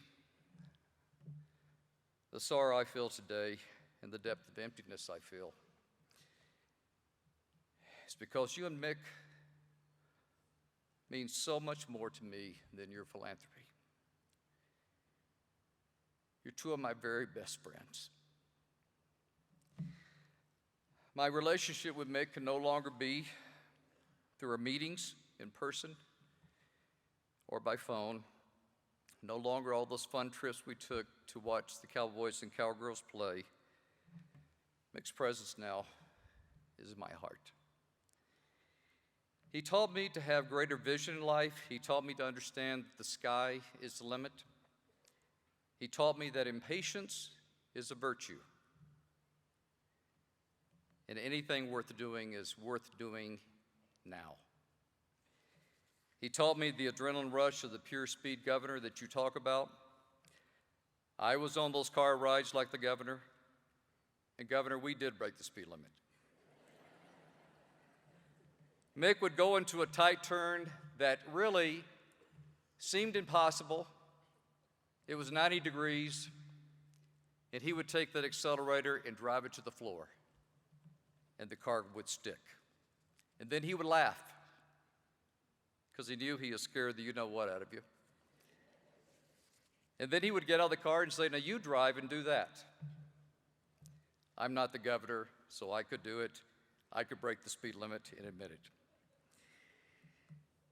But it's the home of the McMurry Foundation Legacy Hall in the Marion Rochelle Gateway that really is such a tribute to Mick. All he is. He was always there for me in every way personally, but I wanted to find a way to really salute Mick and Susie and all the McMurry family has done. With the Energy Exhibition Hall in the Marion Rochelle Gateway, that mural would bring tears to Mick's eyes. He wanted folks to know that energy is a driver in our state, and I wanted to put it up there. And Susie, we did. He also wanted to know that this university has propelled so many graduates to greatness in our world and our nation, and many of those, Susie, are with you today. Mick's never sought publicity. It was folks like me who wanted to shout his name from the rooftops all the time. On every celebratory McMurry Foundation gift occasion at UW, he would always say, thank the Jonah Field. And he would always make the reference to guts and luck. Susie, with all of Mick's achievements in life, it is you, it's Trudy, it's your beautiful family who brought Mick his greatest joy. He partnered with you and Trudy and George Bryce to ensure that he gave forward, wanting to touch lives. Your partner's now smiling down on you. And though he is physically no longer here, I hope that you will never truly feel alone. Because Mick's love, his life, his passion, his vision, his tireless energy, his commitment to go big in life has now been instilled in all of us. It's Mick's ultimate gift, Susie. He gave us a piece of his spirit. Yes, as the governor referenced, something very, very mystical happened in Las Vegas last weekend. Never, ever, ever in our history have we won the Mountain West Conference Championship Tournament.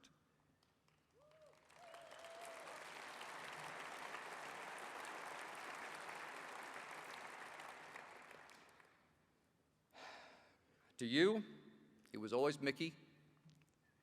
To so many of us, it was Mick. His wonderful reference to himself was always, I'm a nerd. Susie, I love you. I love Mick. Your courage is beyond my ability to fathom right now. Yet in the midst of all of your pain, you let us come together today to give us an opportunity to start our healing. And I thank you, and God bless you.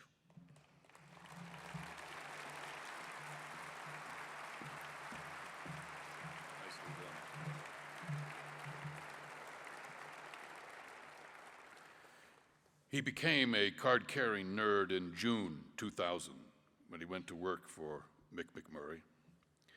He manages the various business entities of Nerd Gas. He is a founding owner and director of Jonah Bank of Wyoming.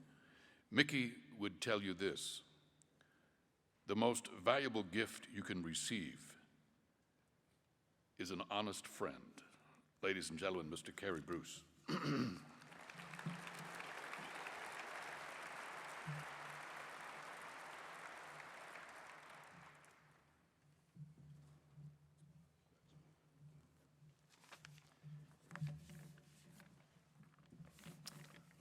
Thank you. Susie, Trudy, Jillian, Tyler, the girls, Susan, Carol, Victor, and the entire McMurry family. We love each of you. Governor Meade, Representative Lummis, Senator Simpson, Governor Sullivan, and all of Mickey's friends. Thank you. My goodness, I've never seen so many nerds under one roof in my life. Even Mick would be impressed. All the nerds in Section I already know Mickey's admonition. It's okay to take today off, but as the governor noted, we have to work twice as hard tomorrow to make up for it, and we will. It is said that small minds discuss people, average minds discuss events, and great minds discuss ideas. Not one to waste time looking back over his shoulder, Mick rarely stopped talking about his ideas and plans for the future. In the 15 years since the Jonah Field sale to Alberta Energy Company, Mickey set out at a furious pace, implementing his vision, putting his capital to work, and motivating people to dream big and to get projects done. With so many good partners, he helped transform our state. He helped start an aviation company. He erected buildings throughout the entire state. He built water reservoirs in 5 different counties and helped design and build the University of Wyoming's new front door, as Ben noted, the Rochelle Gateway Center, beautiful building. He partnered with companies on exploration projects from Uintah County to North Dakota to Alaska's North Slope. He partnered with Joe Scott and Casey Osborne to bring the Higgins Loop to Wyoming to treat CBM water. He mined gravel in Sublette County and stocked trout for kids to catch in Natrona County. He explored for uranium in Converse County and harvested hay in Johnson County. He drilled for gas wells in Sublette and Sweetwater County and oil wells in Campbell and Carbon County. He built hangars in Wyoming and Colorado, and with employees and partners, worked a deal to bring a game-changing gas-to-liquids technology to Wyoming. Next February, a senior citizen can wake up in the morning in the Rock Springs Senior Living Center he helped build, drive to Cody and purchase some Excedrin extra-strength pain medicine at the Cody Walgreens he helped build, drive to Casper and eat at Donna's D-Sauce 2 restaurant he built, and finish the day in Cheyenne hand-delivering the headache medicine to Governor Meade at Mickey's Jonah Financial Center, the state's temporary capital for the next 3 years, and home to all of our elected officials, all while driving all day long on roads built in part by somebody named McMurray. And with his friend John Martin and the leadership of the best bankers in the state, he started perhaps his favorite venture, the Jonah Bank of Wyoming. Mick was fond of saying, if I knew banking was this much fun, I would have got into it years ago. Mark, Kim, and Greg, thanks for making banking so much fun for him. I've not even scratched the surface of Mick's many projects. His infectious enthusiasm and boundless physical energy are legendary. His work ethic and philanthropy are well documented. But today I'm going to give you 5 fun facts about Mick after working. You didn't work for Mick, you worked with Mick. But here's 5 fun facts about Mick. Fun fact number 1, Mick was the most literate and well-read man I've ever met. He was a voracious reader of fiction and nonfiction, periodicals, The Economist, The Wall Street Journal, Barron's, and an endless supply of energy article after energy article left on your desk with a paperclip saying, read this one, here's what you want to read. Before he would go on vacation with his family, he would ask if I had a book recommendation for him. I would give him a book that I might have read in the past 6 months. After the trip, he would return the book with the 2 or 3 others that he'd read while on the trip. I have at least 10 books in my bookcase, all in red, with the paper clips referencing sections he wanted me to read. Bill Bryson, Churchill, Rand, Steinbeck, Robert Bryce, and so many more. I couldn't keep up with him. Last June, we were in Cheyenne discussing a Codell well in Laramie County, and out of the blue, he offers up a quote from Hemingway's The Sun Also Rises. And coincidentally, I happened to be reading the novel and recognized the quote. I asked him if he too was currently reading it. No, he replied, I read it years ago, and just turned around and walked off and headed for the truck. Fun fact number 2, Mick enjoyed laughing at himself. One measure of a true intellect is a self-deprecating sense of humor. Mick then possessed one of the keenest of minds. At a gathering for Jill Jensen in Cheyenne a few years ago, he bought something at the Plains Hotel gift shop. My wife just reminded me of this story the other day. In the Suburban on the drive back to the airport, he revealed his purchase. Over his dress slacks, he pulled on a pair of whitey-tighty underwear that read, I've got gas, emblazoned in glitter on the rear end. He stepped out of the Suburban, walked into the airport, boarded the plane to howls of laughter, and the flight home was a giggle fest the whole way. Mickey's happiness was infectious. I never tired of the greeting he gave our friend Steve Van Hook at a meeting or a function. Regardless of the venue, he would walk up to Steve and do what George did at the church today. He'd start jumping straight up and down as if on a pogo stick. Van Hook would ask him, Mickey, what are you doing? And Mickey would reply, I'm jumping for joy, Steve. I'm jumping for joy. And he always seemed to be jumping for joy. Fun fact number 3, Mick was happily unapologetic of his average schoolwork while in college. He is the living example of the often quoted axiom that A students end up in academia, B students end up in management, and C students run the world. They are the risk takers. It's true. He often told me he couldn't wait to get out of college. He had so much work to do, he just wanted to get going. Fun fact number 4. This is not a well-known fact. Mickey liked dynamite. While discussing the skill set of a young geologist Nerdgas was considering hiring, Mick was pleased to learn the geologist had received his clearance from the ATF to use explosives. Mick thought that skill might come in handy someday for Nerdgas, so we hired the young man. And I don't know if you know this, maybe you know this story, Susie. He told me he never told you, but we'll see by the look on your face here. But on a helicopter trip to Billings to meet with business partners in the mid-2000s, Mick shared some of he and brother Vic's exploits building Highway 14A from Burgess Junction on top of the Bighorns to level. He and Vic were working on the Pioneer Trail expanding 14A in the 1970s, and the work was on a dangerously steep slope. It required drilling holes for dynamite charges, placing and detonating the explosives, and clearing the resulting fill with a steady hand on the backhoe on a steep slope. Susie would sometimes come and stay with him in their camper on the weekends. One afternoon, he and Susie were in the pickup driving back to the camper, bouncing along the 2-track on top of the Bighorns. A violent storm hit them unexpectedly. Intense rain and lightning striking the ground all around them. With Susie happily chattering away about upcoming plans, Mick got very, very quiet. He remembered the bed of the truck was crammed full of boxes of dynamite under a green tarp. Worse yet, the blasting caps were in the glove box directly in front of Susie. Mick said he immediately went into a deep and fervent prayer. He said, had the truck been struck by lightning, they would not have found enough of either of them to fill a sandwich bag. So, last fun fact, Mick gave us all what I call Mickisms. And Vic referred to them as one-liners, and I refer to them as Mickisms. And I've been writing these down for 15 years. Every time he comes up with one that I haven't heard, I write it down. And some of these were playing on the video loop earlier today. So here's a couple that are my favorite. On growing up, He said, we'd have it tough. When we were young, my father fed us dried fruit in the morning, water for lunch, and we'd just swell up for dinner. On popularity, he would say, a fool and his money are soon invited everywhere. On work, he'd say, I woke up this morning with nothing to do, and by lunch I was halfway done.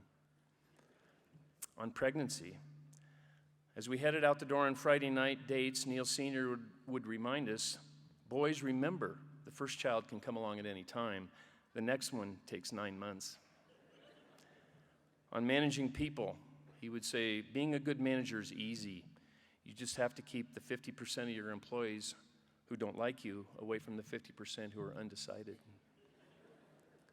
On humility, he would say, I'm a humble man, but I have the strength of character to overcome it.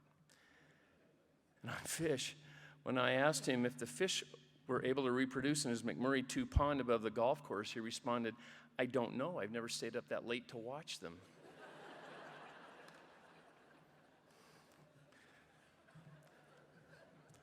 But the company favorite for all the nerds was with a major oil company know-it-all. And after 1 year, and he loved taking the air out of a guy's sail. But after 1 year of protracted land purchase negotiations and at the immediate point of deal closing, a major oil company know-it-all had the misfortune to be bitten by a spider, and he contracted a staph infection. Edie, Tim, Joe, and I were not looking forward to informing Mick we had yet another 2-week delay on the closing. Sat down with him, delivered the message. Mick paused, leaned back in his chair, looked at each of us over the top of his glasses, smiled, and asked, has anyone bothered to check on the condition of the spider? That was a classic. When you were around Mick, life was just a little more. You smiled a little more often. You laughed a little harder. The sunsets were a little more intense. The fishing was a little more active. Your tires squealed a little louder on the pavement. You found a few more arrowheads out on the prairie. Food tasted a little better. Nonprofits raised a little more money. You cared a little more deeply for those around you. You treated your family with a little more patience. You loved your wife a little more. And you simply wanted to try a little harder to be a better person. Because you wanted to see Mickey in that happy, electric smile for a little bit longer. So, to the entire nerd employee section, I thank all of you for everything you've done and will do in the future.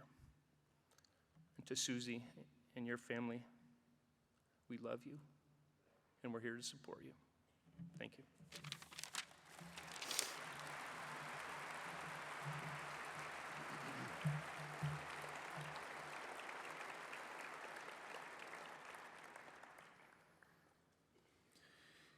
The 16th Annual Awards and Recognition Breakfast benefiting the Boys and Girls Club of Central Wyoming honored Joe Scott, and as a result, brought forth a $1 million morning.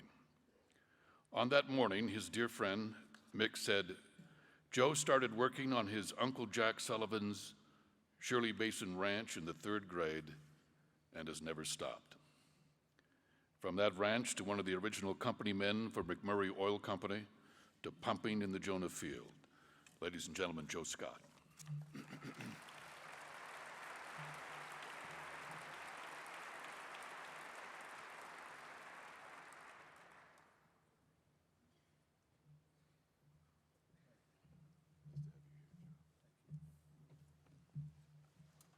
Well, good afternoon, everybody.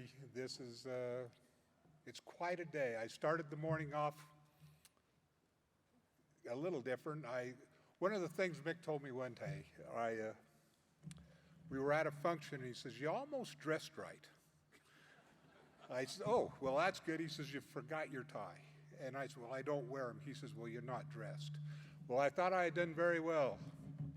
This morning I had put on a tie that matched my shirt, my jacket, and I got to St. Pat's this morning, and my friend John Martin said, you're almost dressed right. He says, I have a tie for Mickey. And so I have the privilege of having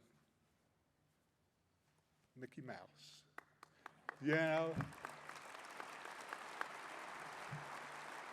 And, you know, I was a guy that didn't really want to do this today. I really didn't. And I know it's a true honor for me to be here. And it's a privilege. But I go back and I think about my friend Mick, and you know, a lot of the things I'm going to talk about, or I'm not going to be here very long because I won't be. But when I talk about the Jonah, it'll be John Martin, Casey Osborne, Mick McMurray, and myself. Because that's what's helped start that. And you know, without the four of us, it really wouldn't have went far. And you know, I better say one more. My friend Neil McMurray, because if he shouldn't have kept John and I on, because it was just a hobby and the oil prices were there. They couldn't have got much lower. But one of the things with Mick, you know, he was just my friend, you know? And we got to do things that nobody in the room, or very few, have ever got to do. Just go goof off. And our goof off was work. You know, he'd be on the hole, I would be in the ditch. And we would just have more fun than we were supposed to. One of the stories I have was out north of Casper at Burke Ranch. I'm scared to death of heights. This is almost too high for me. But I got a lot of platform. We had a light out, and there was no money at McMurray Oil. And Mick had just got involved in it. And I said, you know, I really need this light at night because I've been pumping this oil down the pipeline. I got another little job that helped me out. And he says, oh, that'll be easy, just get in the bucket. And it's the old JCB from McMurray Brothers that they couldn't sell because it was not safe. And you could raise it up and it'd go as long as Mickey was doing it, and then this would go like that. And so I got up in the bucket, but it wasn't high enough. So I said, Mick, we've got us a ladder in the shed. So we got the ladder up, and I'm trying to screw the ball, and it's going down, and Mickey's bringing me back up, and I'm scared, but we got it done, you know. But them are the things we got to do. And, you know, one of the things he would say, you know, I would say, and I never said it when we were doing good things. When I have a problem, I'd call him, or he'd be out at the Jonah or Brook Ranch or wherever. And I would tell him my problem, and he would say, I think you may be over-exaggerating again. And I don't, you know, in my eyes it got pretty big. One day I told him the problem, and he says, you know, I really do believe you're really over-exaggerating. And he came down, and we were in the Jonah, and he said, oh my gosh, we better go to work. This is a problem. You know, I didn't over-exaggerate, but one time I didn't like to come to things, and I had to come to Casper for a McMurray oil deal. And it happened to be that my friend Susie happened to be there. And I walk in, and we've been working pretty hard at Jonah. And I walk in, and there was a young lady working with her. They were sitting down, and I says, Susie, are you mad at us, or is your stove broke? I haven't had any cookies for almost 2 weeks. And she didn't realize that we survived on Susie's cookies. The funny part on that deal was the young lady says, Joe, you can't talk to me like that to Mrs. McMurray. I says, I'm not. I'm talking to Susie. You know? But let me tell you, the McMurrays and the Martins gave me the confidence. I was a guy that had very little confidence in myself at all when I went to work for McMurry Oil. And what they did for me is they let me become Joe Scott. And I wasn't embarrassed about Joe Scott or less than. Mickey was able to bring me up to be able to go do things. And you know, I would think I'm the only one, but I think he did that for so many. You know, he took a chance on Casey and I at Emit, and we did well. You know, but he brought us up, or he did me, to where I was okay being Joe Scott, and I could live in my own skin. And that's what a deal for a man. And, you know, I'll never be able to repay that back, but I can move it forward. You know, and just this last weekend, Mick and I did something we hadn't done for probably over 15 years. We didn't take a plane to Cody, and we didn't take the helicopter to Cody. We got in a car and drove. And I couldn't tell you what we talked about because some of it wasn't good. But what we did have, we had a ball. We got to be like I remembered Mick at different times. We got to tell each other what was going on. And you know, and we got to end up shooting some guns that he bought for me that Susie wasn't going to let him buy one. And he says, we're buying one for Joe too. And that was my Christmas present.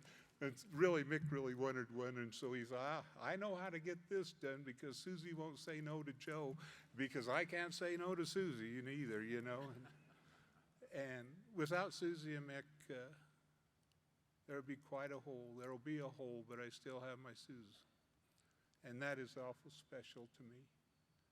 And, you know, and I look out around this and the amount of people here and how he's touched more people than most of us will ever have the opportunity to. I know gosh darn, I know he's okay today. And you know, and I'm just going to leave with, you know, and God is good, and he wouldn't hurt any of us for anything. And thank you for letting me share.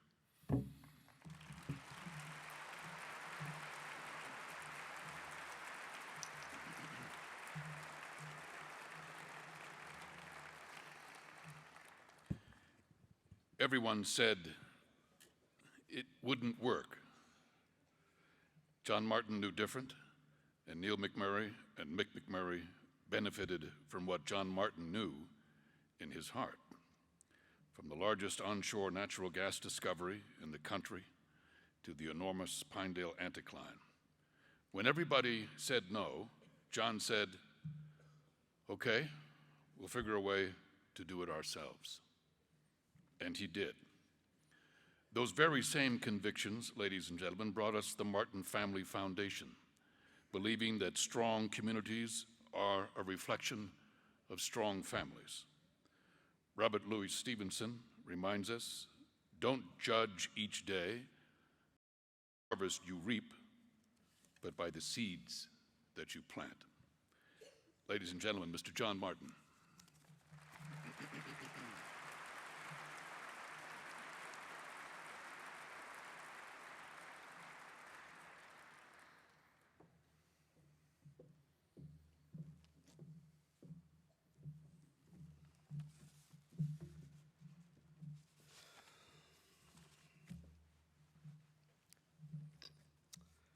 Heavenly Father, may my words be your words as I speak to honor Mick, my dear friend and my brother. First, today, I'm greatly honored and deeply humbled to have been asked to remember Mick today. In the 35 years that I've known Mick, countless memories and stories have flooded my mind in this just past week as I prepared to address you about Mick. I decided to focus my remarks today on two themes, faith and friendship. But before I start in earnest, I have to chastise Vic for just a minute because he left out one of the best parts of their childhood. And I have to tell you this, one of my favorite Mick stories. You already heard Kerry talk about his love of dynamite. Well, I want you to know they're great fishermen. In their early years, before fly fishing was in vogue, Mickey would tell me the story of how they would fish, I guess, to have dinner as you camped out with your dad or whatever. But anyway, one of them would get downstream with a net, the other would go upstream with some dynamite. They'd throw a stick of dynamite in the river, and then, well, here come the fish. And so that was in a different era before I ever knew Mick, but I love that story about him. Anyway, I want to first talk about a few Mickeyisms, a little different from Kerry's. How many of you have had to live with a buddy whose heroes were Alfred E. Newman and Mickey Mouse? That took some getting used to for me, but that was Mick. Nice tie, don't you think? I know you can't see it very well from there, but I got to describe it. It's the face of Alfred E. Newman on a whole bunch of phony $1 million bills, just stacked up and down. Many of Mick's friends raided his tie rack to see who could find the craziest tie to wear today to remember him. This one is hands down the winner, and it's even barf green, so my St. Patty's Day is covered. Mick also loved pins, the kind you put on your lapel or your jacket. I was going to wear them on my lapel to remember him, but I didn't know where to stop. Let's see. We have the U.S. flag, the Wyoming flag, the Bucking Bronc pin, the Jonah Bank pin, the Bucking Bronc with Jonah logo on it, the Alfred E. Newman pin, the Mouse Ears pin, the Jonah Field production pin, the Air Force Academy pin. Oh, wait a minute. I don't think Mick would go for that one. That's mine. The perfect attendance pin, field safety pin, and probably the pin for the most pins pin. You see my problem, not enough lapel space. I suspect right now Mick's designing a pin for the dumbest comments by a speaker at his celebration, and I know I'm going to be in the running for that. And then there's this infamous corporate name that I'm told was created by a certain daughter that had her dad pegged just right. So imagine this scene. I'm headed to a business meeting to look for partners, raise money, sell the field. Pick any reason you want for a meeting. At some point in that meeting, they always want to know who your partners are. Let's see, Fort Collins, Snyder, Amoco, and Gas. What was that? Fort Collins, Nerd, Gas. What? What are you saying? Who's your partner? Nerd Gas. Nerd Gas. Alfred E. Newman pumping a water well in a red sweater. Get it? I eventually came to love the name, and that again was Mick. He was awesome and easy to love. We had so many great times together. But now on a more serious note. The Friday before Mick's passing, we spent a long time together discussing all sorts of things, but among other things, God's plan for each of us. We concluded that he definitely had a plan for both of us, and that we were destined to be friends, business partners, and brothers. We reflected on the many times over the years when we didn't understand or even know what that plan for us was at any given time. But as we look back on all the times we spent together, his plan for us was easy to see and its purpose clear. We wondered why God had blessed us so greatly in so many ways. Why me? Why you? There must be a reason. I said to him that afternoon, Mick, here's my take on that question. I know in my heart that God knew that you and Susie would be great stewards of all the many gifts he gave to you.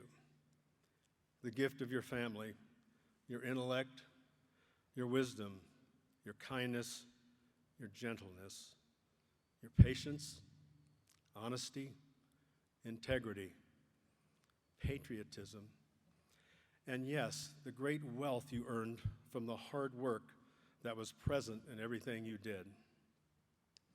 I believe our God knew that you would know that all these gifts were not yours, but gifts on loan to you during your lifetime, and that you and Susie would use them in ways pleasing to him.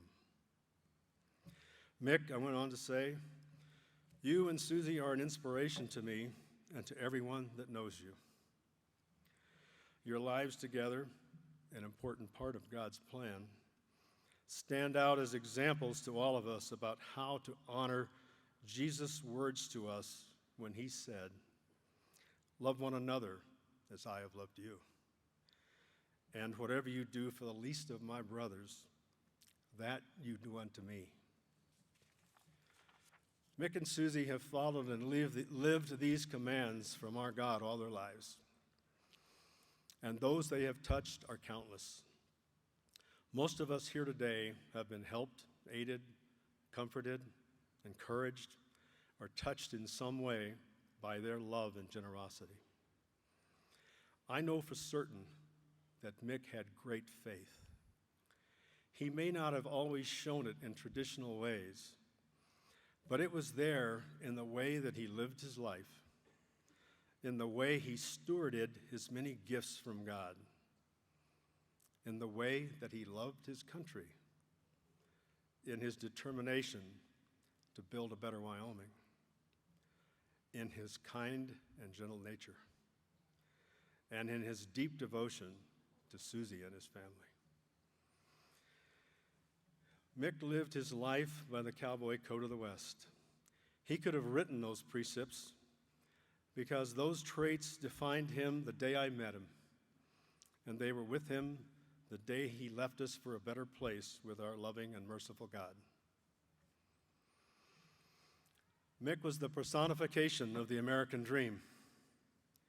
After serving our country in Vietnam, he and his brother Vic started McMurry Brothers with practically no money, but with a powerful determination to succeed. And succeed they did. After selling McMurry Brothers in 1988, he started hanging out with me at McMurry Oil Company, a very small oil and gas outfit that his father Neil and I started with very little know-how or money a few years back. Enter Joe Scott, first person that Neil and I hired for McMurry Oil, and our early band of brothers was complete, and our friendships blossomed. With Neil as the father figure, Mick, Joe, and I headed off to conquer a business none of us knew much about. We forged a friendship with each other that would stand the test of time. And despite all my warnings and disclaimers to Mick about the oil business being riskier than Las Vegas, he said he was in. Mick was a risk taker. We were all risk takers, knowing that it's better to dream big and fail than not to dream at all. We were joined along the way by many more wonderful and talented people and partners that helped us develop and eventually sell the Jonah Field to Alberta Energy 12 years later in 2000, and a large interest in the Pinedale Anticline to Shell 18 months after that. God's plan continued to unfold as Mick and Susie started the McMurry Foundation to pay it forward, to give back from the blessings given to them from above. Mick was honored by our industry as the Wildcatter of the Year and inducted into the Rocky Mountain Oil and Gas Hall of Fame. He humbly accepted those awards and, in his usual style, gave everyone else all the credit. Traveling that journey with Mick and Susie was a treasure for me. Why did I deserve such a great friend and partner? Only God knows the real answer to that, but I've thanked him countless times for giving me the right friend at the right time to help me through the many tough, difficult times we shared along the way. I'll never watch another Cowboy football or basketball game without thinking of him. By the way, how many of you properly thanked Mick when in tournament game 2, that winning three-point shot banked off the glass at least 18 inches above the rim and went in? I did, and I smiled and I felt his presence. I bet he was there. As I conclude, I want to ask and challenge all of us here today to honor Mick's legacy by resolving to follow his and Susie's example in our own lives. Honor Mick by continuing his passion to build a better Wyoming. Honor Mick by letting God into your heart. I've been told that the door to your heart only has one doorknob, and it's on the inside. Only you can open that heart to let this loving God in. And when you do, the joy and peace will be like nothing you've ever known. Honor Mick by working hard, dreaming big, taking a chance, not fearing failure, loving your country, being true to your friends. Honor Mick most of all by following our Lord's great command to love one another, to help those in need, to reach out to the least of our brothers. His last words to me the night before he died were, "Johnny, I love you. Mick, I love you too. God bless you."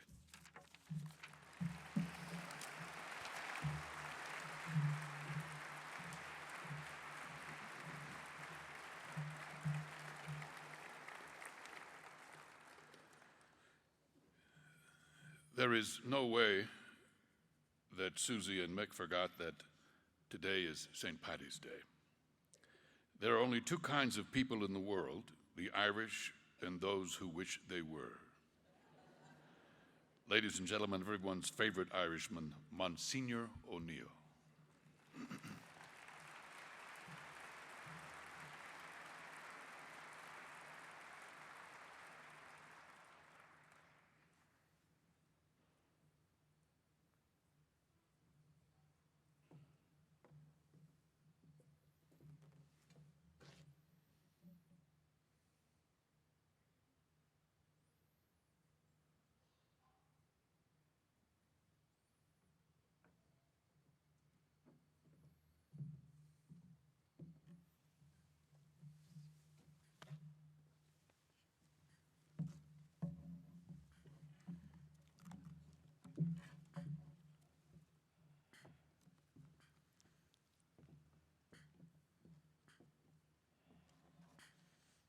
Before we go our separate ways, let us take leave of our friend Mick. May our farewell express our affection for him. May it ease our sadness and strengthen our hope. One day we shall joyfully meet and greet him again, when the love of Christ, which conquers all things, destroys even death itself. And so, Mick, may the Lord bless and keep you. May the Lord let his face shine upon you and be gracious to you. May the Lord look upon you with kindness and give you his peace.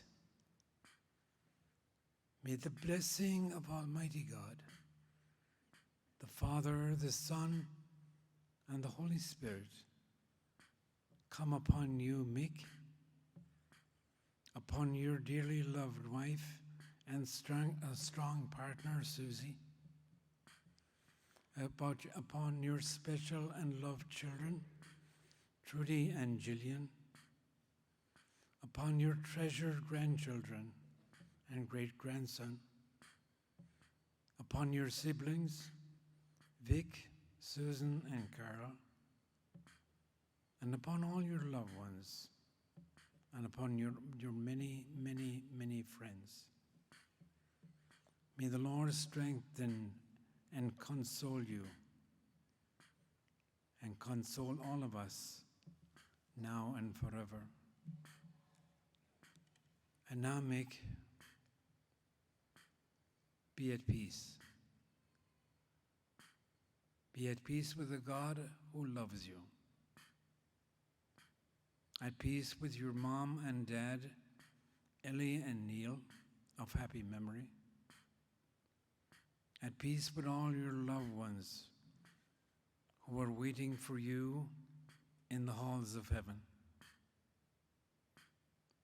So may we all be at peace today, on this difficult day, at peace with all that was, with all that is, and with all that will be. Peace be with you. Let's go in peace. Amen.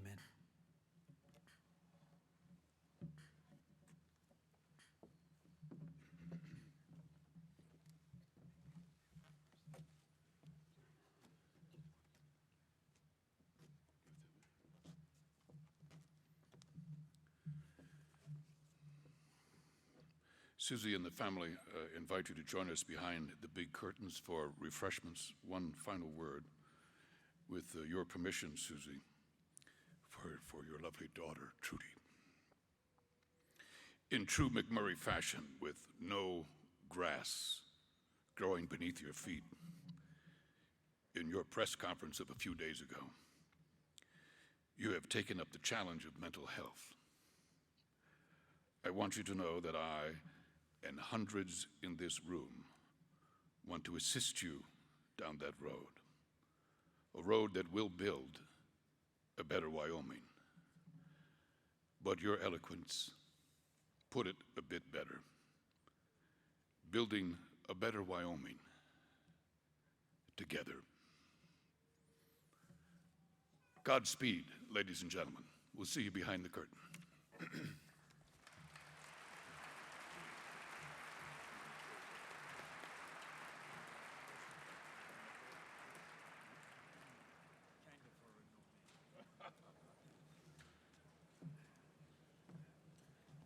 And the Thunder Band will join us. Go right ahead, gentlemen.